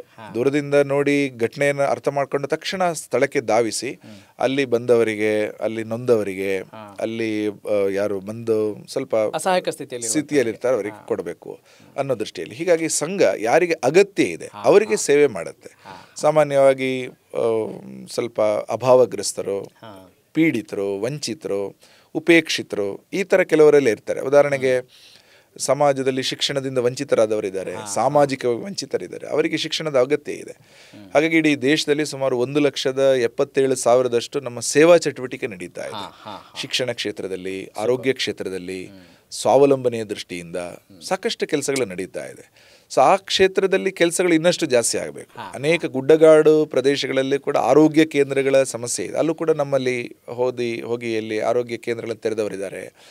ಏಕೋಪಾಧ್ಯಾಯ ಶಾಲೆಗಳು ಅನೇಕ ಕಡೆಗಳಲ್ಲಿದೆ. ಸಿಂಗಲ್ ಟೀಚರ್ ಸ್ಕೂಲ್ ಅಂತಲೇ ಕರಿಬೋದಾದ ಅಲ್ಲಿ ಆ ಊರಿಗೆ ಅಂದರೆ ತುಂಬ ಗುಡ್ಡಗಾಡಿನ ಪ್ರದೇಶ, ಅಲ್ಲಿ ಹೋಗಿ ಒಂದಷ್ಟು ಮಕ್ಕಳಿಗೆ ಆಟ ಆಡಿಸಿ ದೇಶದ ಬಗ್ಗೆ ಮಾತಾಡುವಂಥದ್ದು ಸಾಕು ಏಕಲ್ ವಿದ್ಯಾಲಯ ಅಂತ ಕರೀತಾರೆ. ಈಗ ಅಲ್ಲೆಲ್ಲ ಶಾಲೆಗಳು ಬೆಳೀತಾ ಇದೆ. ಬಟ್ ಈ ಯಾರೂ ಹೋಗೋದಲ್ಲಿ ಅಂದರೆ ಸೇವಾ ಭಾವನೆಯಿಂದ ಹೋಗ್ಬೇಕು, ಅವ್ರಿಗೆ ಏನು ಸಿಗಲ್ಲ. ಎಲ್ಲರೂ ಕೂಡ ಸಿಟಿಯಲ್ಲಿ ಮಾನಿಟರಿ ಬೆನಿಫಿಟ್ಸ್ ಇಲ್ಲ ಅಂತ ಹೇಳ್ತಾ ಇದ್ದಾರೆ. ಅನೇಕ ಬೆನಿಫಿಟ್ಸ್, ನಾಟ್ ಜಸ್ಟ್ ಮಾನಿಟರಿ, ಇವನ್ ಅವರ ವರ್ಕನ್ನು ರೆಕಗ್ನೈಸ್ ಮಾಡಲಿಕ್ಕೂ ಯಾರು ಇಲ್ಲದೇ ಇದ್ದಾಗಲೂ ಕೂಡ ಅಲ್ಲಿ ಹೋಗಿ ಕೆಲಸ ಮಾಡಿ. ಇದು ಸೇವಾಭಾವ. ಸೇವಾಭಾವ ಅಂದಾಗ ಇನ್ನೊಬ್ಬರಿಗೋಸ್ಕರ ನಾನೇನೋ ಕೊಡೋದು. ಒಂದು ರೀತಿ ವೈರಾಗ್ಯ ಭಾವ ಬೇಕಾ ಅಂತ ಈ ಚಟುವಟಿಕೆಗಳಲ್ಲಿ ಭಾಗವಹಿಸ್ಲಿಕ್ಕೆ? ಇದರಲ್ಲಿ ಕಾರ್ಯ ವೈರಾಗ್ಯದ ಭಾವ ಖಂಡಿತ ಇಲ್ಲ, ಆದರೆ ಸಹಜ ಭಾವದ ಸೇವೆ ಇದೆ. ಉದಾಹರಣೆಗೆ ಇಲ್ಲಿ ನಮ್ಮಲ್ಲಿ ರಾಷ್ಟ್ರೋತ್ಥಾನ ಬ್ಲಡ್ ಬ್ಯಾಂಕ್ ಇದೆ, ಕರ್ನಾಟಕದ ಅತಿ ದೊಡ್ಡ ಬ್ಲಡ್ ಬ್ಯಾಂಕ್ ಅಲ್ಲಿ ಒಂದು. ಸೊ ಅಲ್ಲಿ ಬ್ಲಡ್ ಅನ್ನ ಕೊಡುವ ಅಂದ್ರೆ ರಕ್ತದಾನ ಮಾಡುವಂತ ಸಾಕಷ್ಟು ಸ್ವಯಂ ಸೇವಕರು ಬರ್ತಾರೆ. ಕರ್ನಾಟಕದ ಅಥವಾ ಬೆಂಗಳೂರಿನ ಯಾರೇ ಎನಿ ಟೈಮ್ ಬಂದು 24 ಗಂಟೆನೂ ಓಪನ್ ಆಗಿರುವಂತಹ ಬ್ಲಡ್ ಬ್ಯಾಂಕ್ ಅದು. ರಕ್ತ ಸದಾ ಸಿದ್ಧ ಇರುತ್ತೆ. ಇವತ್ತು ಬೆಂಗಳೂರಲ್ಲಿ ಇಷ್ಟೊಂದು ಸಿಸೇರಿಯನ್ನು ಬೇರೆ ಬೇರೆ ಶಸ್ತ್ರಚಿಕಿತ್ಸೆ ನಡೀತಾ ಇದೆ. ಬಾಕಿ ಎಲ್ಲ ವ್ಯವಸ್ಥೆಗಳು ಸಿಗುತ್ತೆ, ಸರ್ಜಿಕಲ್ ಇನ್ಸ್ಟ್ರೂಮೆಂಟ್ಸ್ ಎಲ್ಲ ಸಿಗುತ್ತೆ, ರಕ್ತ ಸಿಗಲ್ಲ. ರಕ್ತ ಎಲ್ಲಿದೆ ಅಂದರೆ ಆರೋಗ್ಯವಂತ ವ್ಯಕ್ತಿಯ ದೇಹದಲ್ಲಿ ಇದೆ, ಅದನ್ನು ಕಿತ್ಕೊಳ್ಳೋಕ್ಕಾಗಲ್ಲ, ದಾನ ಮಾಡಿ. ಸೊ ರಕ್ತ ದಾನ ಮಾಡುವ ಆ ಒಂದು ಮಾನಸಿಕತೆ ಇದೆಲ್ಲ ಸ್ವಯಂ ಸೇವಕರಿಗೆ ಸಹಜವಾಗಿಯೇ ಇದೆ. ರಕ್ತವನ್ನು ಕೊಡ್ತಾರೆ. ಸೊ ಈ ರೀತಿಯ ಮಾನಸಿಕತೆಯನ್ನ ಅವರು ಬೆಳೆಸ್ತಾರೆ. ರಕ್ತ ಕೊಡ್ತಾರೆ, ಅವರು ಬರ್ತಾರೆ. ನನ್ನ ರಕ್ತ ಎಲ್ಲಿಗೆ ಹೋಗುತ್ತೆ, ಯಾರು ಅದನ್ನು ತಗೊಳ್ತಾರೆ, ಇದು ಏನು ಯೋಚನೆ ಮಾಡಲ್ಲ. ಸೊ ರಕ್ತದಾನವನ್ನ ಪೋಷಿಸುವ ಸೇವೆಯಲ್ಲಿ ಆನಂದವನ್ನ ಪಡಿತಾ ಇದ್ದಾರೆ. ರಾಜೇಶ್ ಜಿ, ಬಹಳಷ್ಟು ವಿಚಾರಗಳನ್ನ ನೀವು ಬಹಳ ಸೊಗಸಾಗಿ ಹೃದಯ ಸ್ಪರ್ಶಿಯಾಗಿ ವಿವರಿಸ್ತಾ ಇದ್ರಿ. ಅದು ಬಹಳ ಖುಷಿ ಆಗ್ತಾ ಇದೆ. ಹಾಗೆ ನನಗೂ ಮತ್ತಷ್ಟು ಆಸಕ್ತಿ ಬರ್ತಾ ಇದೆ. ನಿಜಕ್ಕೂ ಶಾಖೆಯಲ್ಲಿ ಏನೆಲ್ಲ ನಡೆಯುತ್ತೆ ಅನ್ನೋದನ್ನ ಇನ್ನಷ್ಟು ಚುಟುಕಾಗಿ ಹೇಳ್ಬೋದಾ? ಒಂದು ದಿನ ಶಾಖೆ ಅಂತ ಹೇಳಿದ್ರೆ ಇವೆಲ್ಲ ಇರುತ್ತವೆ ಕಾರ್ಯಚಟುವಟಿಕೆಗಳು ಅಂತ. ಶಾಖೆ ಖಂಡಿತ. ಶಾಖೆ ಅನ್ನುವಂಥದ್ದು ಒಂದು ನಿಶ್ಚಿತ ಜಾಗದಲ್ಲಿ ನಿಶ್ಚಿತ ದಿನ, ಪ್ರತಿದಿನ ಒಂದು ನಿಶ್ಚಿತ ಸಮಯ, ಅದೇ ಸಮಯಕ್ಕೆ ನಡಿಬೇಕು. ಅದನ್ನು ದೀರ್ಘಕಾಲ ನಡೀತಾ ಇರುತ್ತೆ. ಅದನ್ನು ನಾವು ಶಾಖೆ ಅಂತ ಕರಿತೀವಿ. ಸಾಮಾನ್ಯ 1 ಗಂಟೆಯ ಚಟುವಟಿಕೆಗಳಿರುತ್ತೆ, 60 ಮಿನಿಟ್ಸ್. ಅದರಲ್ಲಿ ಪ್ರಾರಂಭದಲ್ಲಿ ಶಾಖೆಯಲ್ಲಿ ಒಂದಷ್ಟು ಬಂದವರನ್ನ ನಿಲ್ಲಿಸೋದು, ಭಗವದ್ ಧ್ವಜವನ್ನು ಹಾಕೋದು, ಅದಕ್ಕೆ ಧ್ವಜ ವಂದನೆ ಸಲ್ಲಿಸೋದು, ಧ್ವಜ ಪ್ರಣಾಮ ಅಂತ ಕರಿತೀವಿ. ಇದೆಲ್ಲ ಆದ ಮೇಲೆ ಒಂದಷ್ಟು ದೈಹಿಕ ವ್ಯಾಯಾಮಗಳಿರುತ್ತೆ, ಅನೇಕ ವ್ಯಾಯಾಮಗಳು. ಅದರಲ್ಲಿ ಸೂರ್ಯ ನಮಸ್ಕಾರ, ಉಳಿದಂಥ ಯೋಗಾಸನಗಳು, ರೆಗ್ಯುಲರ್ ವ್ಯಾಯಾಮಗಳೆಲ್ಲ ನಡೆಯುತ್ತೆ. ಅದಾದಮೇಲೆ ಒಂದಷ್ಟು ಪಥಸಂಚಲನಗಳು, ಅದಕ್ಕೆ ಸಂಬಂಧಪಟ್ಟ ಒಂದಷ್ಟು ತಯಾರಿ, RSSನ ಒಂದಷ್ಟು ಶಾರೀರಿಕ ಚಟುವಟಿಕೆಗಳಿಗೆ ಬೇಕಾದ ಅಭ್ಯಾಸಗಳು. ಇದಾದಮೇಲೆ ಒಂದಷ್ಟು ಬೌದ್ಧಿಕ ಚಟುವಟಿಕೆಗಳು, ಇಂಟೆಲೆಕ್ಚುಯಲ್ ಚಟುವಟಿಕೆ. ಕೇವಲ ಶರೀರ ಮಾತ್ರ ಸಾಲದು, ಇಂಟೆಲೆಕ್ಚುಯಲ್ ಚಟುವಟಿಕೆಗಳಿರುತ್ತೆ. ಅದರಲ್ಲಿ ಈ ದೇಶದ ಬಗ್ಗೆ, ಮಹಾಪುರುಷರ ಬಗ್ಗೆ ಒಂದು ಸಣ್ಣ ಕತೆ, ಆ ಕಥೆಯಲ್ಲಿ ಒಂದು ನೀತಿ, ಯಾವುದಾದ್ರೂ ಮಹಾಪುರುಷರುಗಳ ಅಥವಾ ಹಿರಿಯರ ಒಂದು ವಾಕ್ಯ, ಒಂದು ಕೋಟ್, ಅದನ್ನು ಅಮೃತ ವಚನ ಅಂತ ಕರಿತೀವಿ, ಆ ರೀತಿಯದ್ದು ಒಂದು ಶ್ಲೋಕ, ಸುಭಾಷಿತ, ಅದು ಬಸವಣ್ಣನವರ ವಚನಗಳಿರ್ಬೋದು, ಸರ್ವಜ್ಞನ ವಚನಗಳಿರ್ಬೋದು, ಯಾವುದಾದ್ರೂ ಸುಭಾಷಿತ ಶ್ಲೋಕಗಳಿರ್ಬೋದು. ಅದರ ಮೂಲಕ ಒಂದು ನೀತಿಯ ಒಂದು ಮೌಲ್ಯ ಅದರಲ್ಲಿ ಇರುತ್ತೆ. ಆ ಥರದ್ದು ಒಂದು ವಿಷಯದ ಒಂದು ವಿಸ್ತೃತ ಪ್ರಸ್ತುತಿ ಇರ್ಬೋದು. ಉದಾಹರಣೆಗೆ ದೇಶವನ್ನು ಪ್ರಭಾವಿಸುವ ಯಾವುದಾದ್ರೂ ಒಂದು ವಿಷಯ, ಅದರ ಬಗ್ಗೆ ಒಂದಷ್ಟು ಮಾಹಿತಿ, ಒಂದು ಸೇವಾ ಮನೋಭಾವವನ್ನು ಜಾಗೃತಗೊಳಿಸುವ ಒಂದು ಸೇವೆಯ ಒಂದಷ್ಟು ಕಥೆಗಳು, ಪ್ರೇರಣೆ ಕೊಡುವ ಕಥೆಗಳು, ಇದೆಲ್ಲ ಸೇರಿಕೊಂಡ ಹಾಗೆ ಒಂದಷ್ಟು ಇಂಟೆಲೆಕ್ಚುಯಲ್ ಬೌದ್ಧಿಕ ಚಟುವಟಿಕೆಗಳು ನಡೆಯುತ್ತೆ. ಕೊನೆಯದಾಗಿ ಒಂದು ದೇಶಭಕ್ತಿಯ ಹಾಡನ್ನು ಹಾಡ್ತಾರೆ. ಒಂದು ದೇಶಭಕ್ತಿಯ ಹಾಡಿನ ಮೂಲಕ ಒಂದು ರಾಷ್ಟ್ರೀಯ ಭಾವನೆ, ಸಮರ್ಪಣೆಯ ಭಾವನೆ, ವ್ಯಕ್ತಿಗೆ ಒಳಗಡೆ ಇರತಕ್ಕಂಥ ಕೆಲವೊಂದು ಸದ್ಗುಣಗಳನ್ನು ತಾಗುವ, ಅದನ್ನು ಮೀಟುವ ಅಂತ ಕರಿಬೋದು. ಉದಾಹರಣೆಗೆ ದೇಶದ ಬಗ್ಗೆ, ದೇಶ ಕಟ್ಟೋಣ ಬನ್ನಿ ಅನ್ನುವಂಥದ್ದು ಹೇಳುವಂಥದ್ದು ಬೇರೆ, ಒಂದು ಹಾಡಿನ ಮೂಲಕ ದೇಶಕ್ಕೋಸ್ಕರ ಕರವ ಜೋಡಿಸ ಬನ್ನಿ ಈ ರಾಷ್ಟ್ರ ಕಾರ್ಯದಲ್ಲಿ ಅಂತ ಒಂದು ಹಾಡಿದೆ. ಹಾಡ್ಬೋದಾ ಒಂದು ಸ್ವಲ್ಪ? ಇಲ್ಲ, ಅದು ನಾನಷ್ಟೇನು ಹಾಡುಗಾರ ಏನಲ್ಲ, ಆದ್ರೂ ಹೇಳಿ, ಕೇಳೋಕೆ ಚೆನ್ನಾಗಿದೆ. ಕರವ ಜೋಡಿಸ ಬನ್ನಿ ಈ ರಾಷ್ಟ್ರ ಕಾರ್ಯದಲ್ಲಿ, ಈ ರೀತಿಯ ಹಾಡುಗಳು ಜನರನ್ನು ಒಟ್ಟುಗೂಡಿಸುತ್ತೆ. ಸಾಮರಸ್ಯದ ನವ್ಯ ಯುಗಕ್ಕೆ ನಿಮಗಿದೋ ಆಮಂತ್ರಣ ಅನ್ನೋ ಒಂದು ಹಾಡಿದೆ. ಹಾಗಾಗಿ ಎಲ್ಲರೂ ಸಾಮರಸ್ಯದಿಂದ ಇರೋಣ. ಈ ತರದ ದೇಶ, ಅದನ್ನು ಹೇಳಿದ್ರೆ ಚೆನ್ನಾಗಿರುತ್ತೆ. ಅದು ಸ್ವಲ್ಪ ಪರವಾಗಿಲ್ಲ, ಎಷ್ಟು ಬರುತ್ತೆ ಅಂದ್ರೆ ಅದರ ಹಾಡಿನ ಶೈಲಿನ ಬೇರೆ ಇರುತ್ತೆ, ನಾವು ಹಾಡಿದ್ದು ಸರಿ ಹೋಗಲ್ಲ. ಹಾಗಾಗಿ ಈ ಸಂದರ್ಭದಲ್ಲಿ ಅಲ್ಲಿ ಹಾಡಲ್ಲ. ವಿಶೇಷ ಇಷ್ಟೇನೆ, ಸಾಮರಸ್ಯದ ನವ್ಯ ಯುಗಕ್ಕೆ ನಿಮಗಿದೋ ಆಮಂತ್ರಣ. ಸಾಮರಸ್ಯದ ನವಯುಗಕ್ಕೆ ಸಾಮರಸ್ಯದ ನವ್ಯ ಯುಗಕ್ಕೆ ನಿಮಗಿದು ಆಮಂತ್ರಣ. ಸಾಮರಸ್ಯದ ನವ್ಯ ಯುಗಕ್ಕೆ ನಿಮಗಿದೋ ಆಮಂತ್ರಣ. ಈ ರೀತಿಯ ಹಾಡುಗಳು ಸಾಕಷ್ಟಿದೆ, 1000ಕ್ಕೂ ಹೆಚ್ಚು ಹಾಡುಗಳಿದೆ. ಸೊ ಇದೆಲ್ಲ ಸೇರಿಸಿ 1 ಗಂಟೆಯ ಚಟುವಟಿಕೆ ನಡೆಯುತ್ತೆ. ಸೊ ಒಂದು ದಿನ ಒಂದು ಹಾಡು, ಈ ಹಾಡು ಈ ತಿಂಗಳಿದ್ರೆ ಮುಂದಿನ ತಿಂಗಳು ಮುಂದಿನ ಇನ್ನು ಯಾವುದೋ ಒಂದು ಹಾಡುಗಳು ಬರುತ್ತೆ, ವ್ಯತ್ಯಾಸ ಆಗ್ತಾ ಹೋಗುತ್ತೆ. ಈ ಥರ ಶಾರೀರಿಕ ಬೌದ್ಧಿಕ ಚಟುವಟಿಕೆಗಳ ಜೊತೆಗೆ ಇನ್ನೊಂದಷ್ಟು ವಿಷಯಗಳು ಅಲ್ಲಿ ಗೊತ್ತಾಗುತ್ತೆ. ವಿಶೇಷವಾಗಿ RSSನ ಅನೇಕ ಆಟಗಳನ್ನು ಆಡಿಸ್ತಾರೆ. ಆಟಗಳ ಮೂಲಕ ಅನೇಕ ನೀತಿಯ ಪಾಠಗಳಿರುತ್ತೆ. ಆಟಗಳ ಮೂಲಕ ಒಂದಷ್ಟು ಧೈರ್ಯ, ಸಾಹಸ, ಹುಮ್ಮಸ್ಸು, ಗೆಲ್ಲುವ ಪ್ರವೃತ್ತಿ ಅಥವಾ ಒಂದು ಪಾಸಿಟಿವ್ ಆ್ಯಕ್ಟಿಟ್ಯೂಡ್ಸ್ ಏನೆಲ್ಲ ಇದೆಯೋ ಆಟಗಳೆಲ್ಲ ಅವರಿಗೆ ಗೊತ್ತಾಗುತ್ತೆ. ಸರಳತೆ, ಒಂದು ಮಣ್ಣಿನ ಸಂಸ್ಕೃತಿ ಸಿಗುತ್ತೆ, ನೆಲದ ಜೊತೆ ಕಬಡ್ಡಿ ಆಟ ಆಡುವಾಗ ಒಂದು ವಿಶ್ವಾಸ ಬರುತ್ತೆ, ಅದು ಆಟ ಆಡಿದರೆ ಗೊತ್ತಾಗುತ್ತೆ. ಹಾಗೆಯೇ ಅಲ್ಲಿನ ಒಂದಷ್ಟು ವ್ಯವಸ್ಥೆಗಳ ದೃಷ್ಟಿಯಿಂದ ಶಿಸ್ತುಗಳು, ಉದಾಹರಣೆಗೆ ಚಪ್ಪಲಿಯನ್ನು ಸಾಲಾಗಿ ಇಡ್ತಾರೆ, ಎಲ್ಲರ ಜೊತೆಗೆ ಬೆರೆಯುವಂಥದ್ದು, ಓಪನ್ ಆಗುವಂಥದ್ದು. ಇವತ್ತಿನ ಕೆಲವು ಕಡೆ ಕ್ಯಾಂಪಸ್ಗಳಲ್ಲಿ ನೋಡಿದರೆ ಕೆಲವರು ಐಸೋಲೇಟೆಡ್ ಆಗಿರ್ತಾರೆ, ಎಲ್ಲರ ಜೊತೆ ಮಿಕ್ಸ್ ಆಗಲ್ಲ. ಹಾಗೆ ಶಾಖೆಯಲ್ಲಿ ಎಲ್ಲರ ಜೊತೆಗೆ ಸೇರಿ ಆಟ ಆಡೋದು, ಎಲ್ಲರ ಜೊತೆಗೆ ಸೇರಿ ಕೆಲಸ ಮಾಡೋದು, ಈ ಥರದ ಕೆಲವು ಗುಣಗಳನ್ನು ಶಾಖೆಯಲ್ಲಿ ಕಲಿತಾರೆ.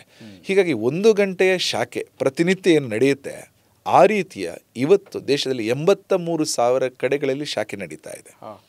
ಕೆಲವು ಕಡೆ ದಿನಕ್ಕೆ ಕೆಲವು ಸೇರಿಸ್ಲಿಕ್ಕಾಗಲ್ಲ, ಬೇರೆ ಬೇರೆ ಕಾರಣಕ್ಕೋಸ್ಕರ ಅಂದರೆ ವಾರಕ್ಕೊಮ್ಮೆ ನಡೀತದೆ, ಮಿಲನ್ ಅಂತ ಕರೀತಾರೆ. ಆ ರೀತಿಯ ವಾರಕ್ಕೊಮ್ಮೆ ಮಿಲನ್ ಸುಮಾರು 32,000 ಕಡೆ ನಡೀತಾ ಇದೆ. ಕೆಲವು ಕಡೆ ಪ್ರತಿನಿತ್ಯ ನಡೆಯೋಕ್ಕಾಗಲ್ಲ, ವಾರಕ್ಕೊಮ್ಮೆ ನಡೆಯೋದು ಕಷ್ಟ. ಕೆಲವು ಆ ಥರ ಊರುಗಳಿದ್ದಾವೆ, ಅಲ್ಲಿ ತಿಂಗಳಿಗೊಮ್ಮೆ ಆದರೂ ಒಟ್ಟು ಸೇರ್ತಾರೆ, ಅದನ್ನು ಸಂಘ ಮಂಡಳಿ ಅಂತ ಕರೀತಾರೆ. ಆ ರೀತಿ ಸುಮಾರು 12,000 ಕಡೆ ಇದೆ. ಇದು ನೀವು 3 ಸೇರಿಸಿದರೆ ಸುಮಾರು 83,000 ಶಾಖೆ, ಸುಮಾರು 32,000 ಚಿಲ್ಲರೆ ಮಿಲನ್ಗಳು, ಸುಮಾರು 12,000ದಷ್ಟು ಸಂಘ ಮಂಡಳಿ, 3 ಸೇರಿದರೆ 1,00,000ಕ್ಕೂ ಹೆಚ್ಚು ಕಡೆಗಳಲ್ಲಿ ನಮ್ಮ ಈ ರೀತಿಯ ಚಟುವಟಿಕೆಗಳು ಪ್ಯಾನ್ ಇಂಡಿಯಾ ನಡೀತಾ ಇದೆ, ಇಡೀ ದೇಶದಲ್ಲಿ ನಡೀತಾ ಇದೆ. ಸೊ ಅದನ್ನು ನಡೆಸಲಿಕ್ಕೆ ಯಾರು ಅದನ್ನು ನಡೆಸ್ತಾರೆ ಅದನ್ನು ಅವ್ರನ್ನ ಮುಖ್ಯ ಶಿಕ್ಷಕ ಅಂತ ಕರಿತೀವಿ, ಮಾಸ್ಟರ್ ಟ್ರೈನರ್ ಅನ್ನೋ ರೀತಿಯಲ್ಲಿ. ಸೊ ಅವರು ಆ ಶಾಖೆಯನ್ನು ನಡೆಸುವಂತಹ ಒಂದಷ್ಟು ತರಬೇತಿಯನ್ನು ಅವರಿಗೆ ಬೇರೆ ಬೇರೆ ಸಂದರ್ಭದಲ್ಲಿ ಕೊಡ್ತಾರೆ. ಹೀಗಾಗಿ ದೇಶದಲ್ಲಿ ಒಂದು ಸಮಾನ ರೂಪತೆ ಇದೆ, ಏಕರೂಪತೆ ಅಂತ ಹೇಳ್ಬೋದು. ಉದಾಹರಣೆಗೆ ಭಗವಧ್ವಜ, ಅದಕ್ಕೆ ಪ್ರಾರ್ಥನೆ, ಭಾರತ್ ಮಾತಾ ಕಿ ಜೈ, ಇದರಲ್ಲಿ ಇಡೀ ದೇಶ ಎಲ್ಲ ಹೋದ್ರೂ ನೀವು RSS ನಮಸ್ತೆ ಸದಾವತ್ಸಲೆ ಒಂದೇ ರೀತಿಯಲ್ಲಿ ಸಿಗುತ್ತೆ. ಈ ರೀತಿಯ ಶಾಖೆಗಳ ಮೂಲಕ ನಮಗೆ ಅನೇಕ ಕಾರ್ಯಕರ್ತರು ಬೆಳೆದು ಬರ್ತಾರೆ. ಅನೇಕ ಕಾರ್ಯಕರ್ತರು ಸಮಾಜದ ಬಗ್ಗೆ ಅವರಿಗೆ ಅರಿವು ಮೂಡುತ್ತೆ. ಅವರ ವಯಸ್ಸು, ಕ್ಷಮತೆ ನೋಡಿಕೊಂಡು ಅವರು ಪರಿವರ್ತನೆ ಕೆಲಸಗಳನ್ನು ಅಲ್ಲಲ್ಲಿ ಮಾಡ್ತಾರೆ. ಉದಾಹರಣೆಗೆ ಇಲ್ಲೇ ಬೆಂಗಳೂರಲ್ಲಿ ಅಕ್ಷಯ ನಗರದಲ್ಲಿ ಒಂದು ಶಾಖೆ ಇದೆ. ಆ ಶಾಖೆಯ ಸುತ್ತಮುತ್ತಲ ಸ್ವಯಂ ಸೇವಕರೇ ಮನೆ ಮನೆಗಳಿಗೆ ಓಡಾಟ ಮಾಡಿ ಅಲ್ಲಿ ಎರೇಟರ್ಗಳನ್ನು, ಸುಮಾರು ಅಪಾರ್ಟ್ಮೆಂಟ್ಗಳಲ್ಲಿ ಎರೇಟರ್ಗಳನ್ನು ವ್ಯವಸ್ಥೆ ಮಾಡೋ ಕಾರಣ ಇಡೀ ಅಪಾರ್ಟ್ಮೆಂಟಲ್ಲಿ ಜಲ ಸಂರಕ್ಷಣೆ ನಡೆಯಿತು. ಒಂದು ಕಡೆ ಶಾಖೆ ಮಾಡ್ತಾ ಇದ್ರು, ಅದರ ಸುತ್ತಮುತ್ತಲ ಅನೇಕ ಮಕ್ಕಳುಗಳು ಬೇರೆ ಬೇರೆ ಕ್ರೈಮ್ ಆ್ಯಕ್ಟಿವಿಟಿಗಳಲ್ಲಿ ಸ್ವಲ್ಪ ಪಿಕ್ ಪಾಕೆಟ್ ಇದೆಲ್ಲ ಭಾಗವಹಿಸ್ತಾ ಇದ್ರು. ಶಾಖೆಗೆ ಎಲ್ಲ ಮಕ್ಕಳು ಬರೋ ಕಾರಣ ಆ ಪ್ರದೇಶದಲ್ಲಿ ಕ್ರೈಮ್ ರೇಟ್ ಕಡಿಮೆ ಆಯಿತು. ಅಂದರೆ ಯಾವ ಏರಿಯಾದಲ್ಲಿ ಸಮಸ್ಯೆಗಳಿತ್ತೋ ಶಾಖೆಯ ಸದ್ಗುಣದ ವಿಚಾರಗಳನ್ನು ತಿಳ್ಕೊಂಡಂತಹ ಮಕ್ಕಳು ಆ ರೀತಿಯ ಕೆಟ್ಟ ಕೆಲಸದಲ್ಲಿ ಭಾಗವಹಿಸೋದನ್ನು ಬಿಟ್ಬಿಟ್ರು. ಆ ಥರ ಉದಾಹರಣೆಗಳು ಸಾಕಷ್ಟು ಇದೆ. ಅಂದರೆ ಸಮಾಜ ಪರಿವರ್ತನೆಯ ವಾಹಕಗಳಾಗಿ ಸಂಘದ ಶಾಖೆ ಇದೆ. ಸಂಘದ ಶಾಖೆ ಇರುವಂಥದ್ದೇ ಸಮಾಜದ ಪರಿವರ್ತನೆಗೋಸ್ಕರ. ಅದನ್ನು ಮಾಡಲಿಕ್ಕೆ ಅಲ್ಲಿನ ಊರಿನ ಮಕ್ಕಳೇ ಬರ್ತಾರೆ. ಹೀಗೆ ಸಂಘ ಬೆಳೀತಾ ಇದೆ. ಸಂಘದ ಬೆಳವಣಿಗೆಯ ಮೂಲ ಆಧಾರವೇ ಶಾಖೆ. ಶಾಖೆ ಆಧಾರದಿಂದಲೇ ಸಂಘ ಇವತ್ತು ಇಡೀ ದೇಶದಲ್ಲಿ ಬೆಳೆದು ಬಂದಿದೆ. ರಾಷ್ಟ್ರೀಯ ಸ್ವಯಂ ಸೇವಕ ಸಂಘ ಬೇರೆ ಅಲ್ಲ, ನೀವು ಬೇರೆ ಅಲ್ಲ ಅನ್ನುವ ರೀತಿಯಲ್ಲಿ ನಮಗೆ ಮನಮುಟ್ಟುವ ಹಾಗೆ ಅನೇಕ ವಿಚಾರಗಳ ಬಗ್ಗೆ ಸ್ಪಷ್ಟನೆ ಕೊಟ್ಟರಿ. ಉದಾತ್ತ ಚಿಂತನೆ, ಸರಳ ಜೀವನ ನಿಜಕ್ಕೂ ಕೂಡ ಪ್ರತಿಯೊಬ್ಬ ಜೀವಿಗೂ ಆಕರ್ಷಿಸುತ್ತೆ ಅನ್ನೋದು ನನ್ನ ಭಾವನೆ. ಇನ್ನೂ ಬಹಳಷ್ಟು ಧ್ಯೇಯೋದ್ದೇಶಗಳಿದ್ದೇ ಇರುತ್ತವೆ. ನೀವು ಬಹಳಷ್ಟು ಕಾರ್ಯಕ್ರಮಗಳಲ್ಲಿ ಭಾಗವಹಿಸ್ತಾ ಇರ್ತೀರಿ. ನಿಮ್ಮ ಜೀವನದಲ್ಲಿ RSS ತುಂಬ ಪ್ರಮುಖ ಪಾತ್ರ ವಹಿಸಿದ್ದ ಹಾಗೆ ಏನಾದರೂ ಟರ್ನಿಂಗ್ ಪಾಯಿಂಟ್ ಅಂಥದ್ದೇನಾದರೂ ಇತ್ತಾ ರಾಜೇಶ್ ಜಿಯವರ ಜೀವನದಲ್ಲಿ? ಆ ಥರ ಇಲ್ಲ. ಒಬ್ಬ ಸಾಮಾನ್ಯ ಕಾರ್ಯಕರ್ತನಾಗಿ ಬೇರೆ ಬೇರೆ ಹಂತಗಳಲ್ಲಿ ಸಂಘ ಏನು ಕೆಲಸ ಕೊಟ್ಟಿದೆ ಅದನ್ನು ಮಾಡ್ತಾ ಬಂದಿರುವ ಒಂದು ಹಿನ್ನೆಲೆ ಇದೆ, ಬಿಟ್ಟರೆ ಇನ್ಯಾವುದೇ ವಿಶೇಷತೆ ಇಲ್ಲ. 1992ರಲ್ಲಿ 5ನೇ ಕ್ಲಾಸಿನಲ್ಲಿದ್ದಾಗ ನನಗೆ ಸಂಘದ ಪರಿಚಯ ಆಯಿತು. ಅಲ್ಲಿಂದ ಇವತ್ತಿನವರೆಗೆ ಸತತವಾಗಿ ಸಂಘದ ಹಿನ್ನೆಲೆಯಿಂದ ಒಬ್ಬ ಕಾರ್ಯಕರ್ತನಾಗಿ ಸಂಘದ ಜೊತೆಗೂಡಿಕೊಂಡು ಬರ್ತಾ ಇದೆ. ಅಂದರೆ ಯಾವುದೇ ದೊಡ್ಡ ಹುದ್ದೆ ಅಥವಾ ಮುಖ್ಯ ಜವಾಬ್ದಾರಿಯನ್ನು ನಿರ್ವಹಿಸ್ತಾ ಇದ್ದರೂ ಕೂಡ ನಾನೊಬ್ಬ ಸಾಮಾನ್ಯ ಕಾರ್ಯಕರ್ತ ಅಂತ ಹೇಳುವ ವಿಚಾರ ಇಲ್ಲಿ ಪ್ರಮುಖವಾಗಿ ಗಮನಿಸಬೇಕೇನೋ ಅಂತ ಅನ್ನಿಸ್ತಾ ಇದೆ ನನಗೆ. ಅಂದರೆ ಆ ಸರಳತೆ ಇಲ್ಲಿ ಪ್ರತಿಫಲಿಸ್ತಾ ಇದೆ. It's visible in your talk. ಸಂಘದ ಎಲ್ಲ ಕಾರ್ಯಕರ್ತರು ಕೂಡ ಅದೇ ಭಾವನೆಯಿಂದ ಕೆಲಸ ಮಾಡ್ತಾರೆ. ಎಷ್ಟೇ ಯಾವುದೇ ಜವಾಬ್ದಾರಿ ಯಾವುದೇ ಹಂತದಲ್ಲಿ ಇರಲಿ, ನಾನೊಬ್ಬ ಕಾರ್ಯಕರ್ತ. ಅಂದರೆ ಕಾರ್ಯ ಅಂದರೆ ಕೆಲಸ, ಕರ್ತ ಅಂದರೆ ಮಾಡುವವನು. ಸಂಘದ ಕೆಲಸವನ್ನು ಮಾಡುವವನು ಕಾರ್ಯಕರ್ತ. ಕರ್ತಾರನ ಕಮ್ಮಟವಯ್ಯ ಅನ್ನೋ ಹಾಗೆ ಅನ್ನಿಸ್ತಾ ಇದೆ ನನಗೆ. ವೀಕ್ಷಕರಿಗೆ ಅಥವಾ ಜನರಿಗೆ ಎಲ್ಲರಿಗೂ ಕೊನೆಯದಾಗಿ ಏನು ಹೇಳೋಕ್ಕೆ ಇಷ್ಟಪಡ್ತೀರಿ? ರಾಷ್ಟ್ರೀಯ ಸ್ವಯಂ ಸೇವಕ ಸಂಘ ಕಳೆದ 100 ವರ್ಷಗಳಿಂದ ಸಮಾಜಮುಖಿಯಾಗಿ ಕೆಲಸ ಮಾಡ್ತಾ ಇದೆ. ಈ ದೊಡ್ಡ ಸಾಂಸ್ಕೃತಿಕ ಆಂದೋಲನಕ್ಕೆ ನೀವು ಕೈ ಜೋಡಿಸಿ ಸಂಘದ ಚಟುವಟಿಕೆಗಳಲ್ಲಿ, ಕಾರ್ಯಕ್ರಮಗಳಲ್ಲಿ ಎಲ್ಲೆಲ್ಲಿ ಸಾಧ್ಯ ಆಗುತ್ತೋ ಅಲ್ಲೆಲ್ಲ ನೀವು ಭಾಗವಹಿಸಿ ಸಂಘವನ್ನು ಅರಿತುಕೊಳ್ಳಿ ಅನ್ನೋದನ್ನು ಈ ಸಂದರ್ಭದಲ್ಲಿ ಈ ಮಾಧ್ಯಮದ ಮೂಲಕ ನಾನು ತಿಳಿಸ್ತೀನಿ. ನಮಸ್ಕಾರ. ಓಕೆ, ಎಸ್, ನಿಮ್ಮ ಸಮಯಕ್ಕೆ, ನಿಮ್ಮ ವಿವೇಚನೆಗೆ, ನಿಮ್ಮ ಎಲ್ಲ ವೈಶಾಲ್ಯತೆಗೆ ನಮ್ಮ ಕಡೆಯಿಂದ ಕೂಡ ಹೃದಯಪೂರ್ವಕ ಧನ್ಯವಾದಗಳು ಆಗಮಿಸಿದ್ದಕ್ಕಾಗಿ. ನಮಸ್ಕಾರ.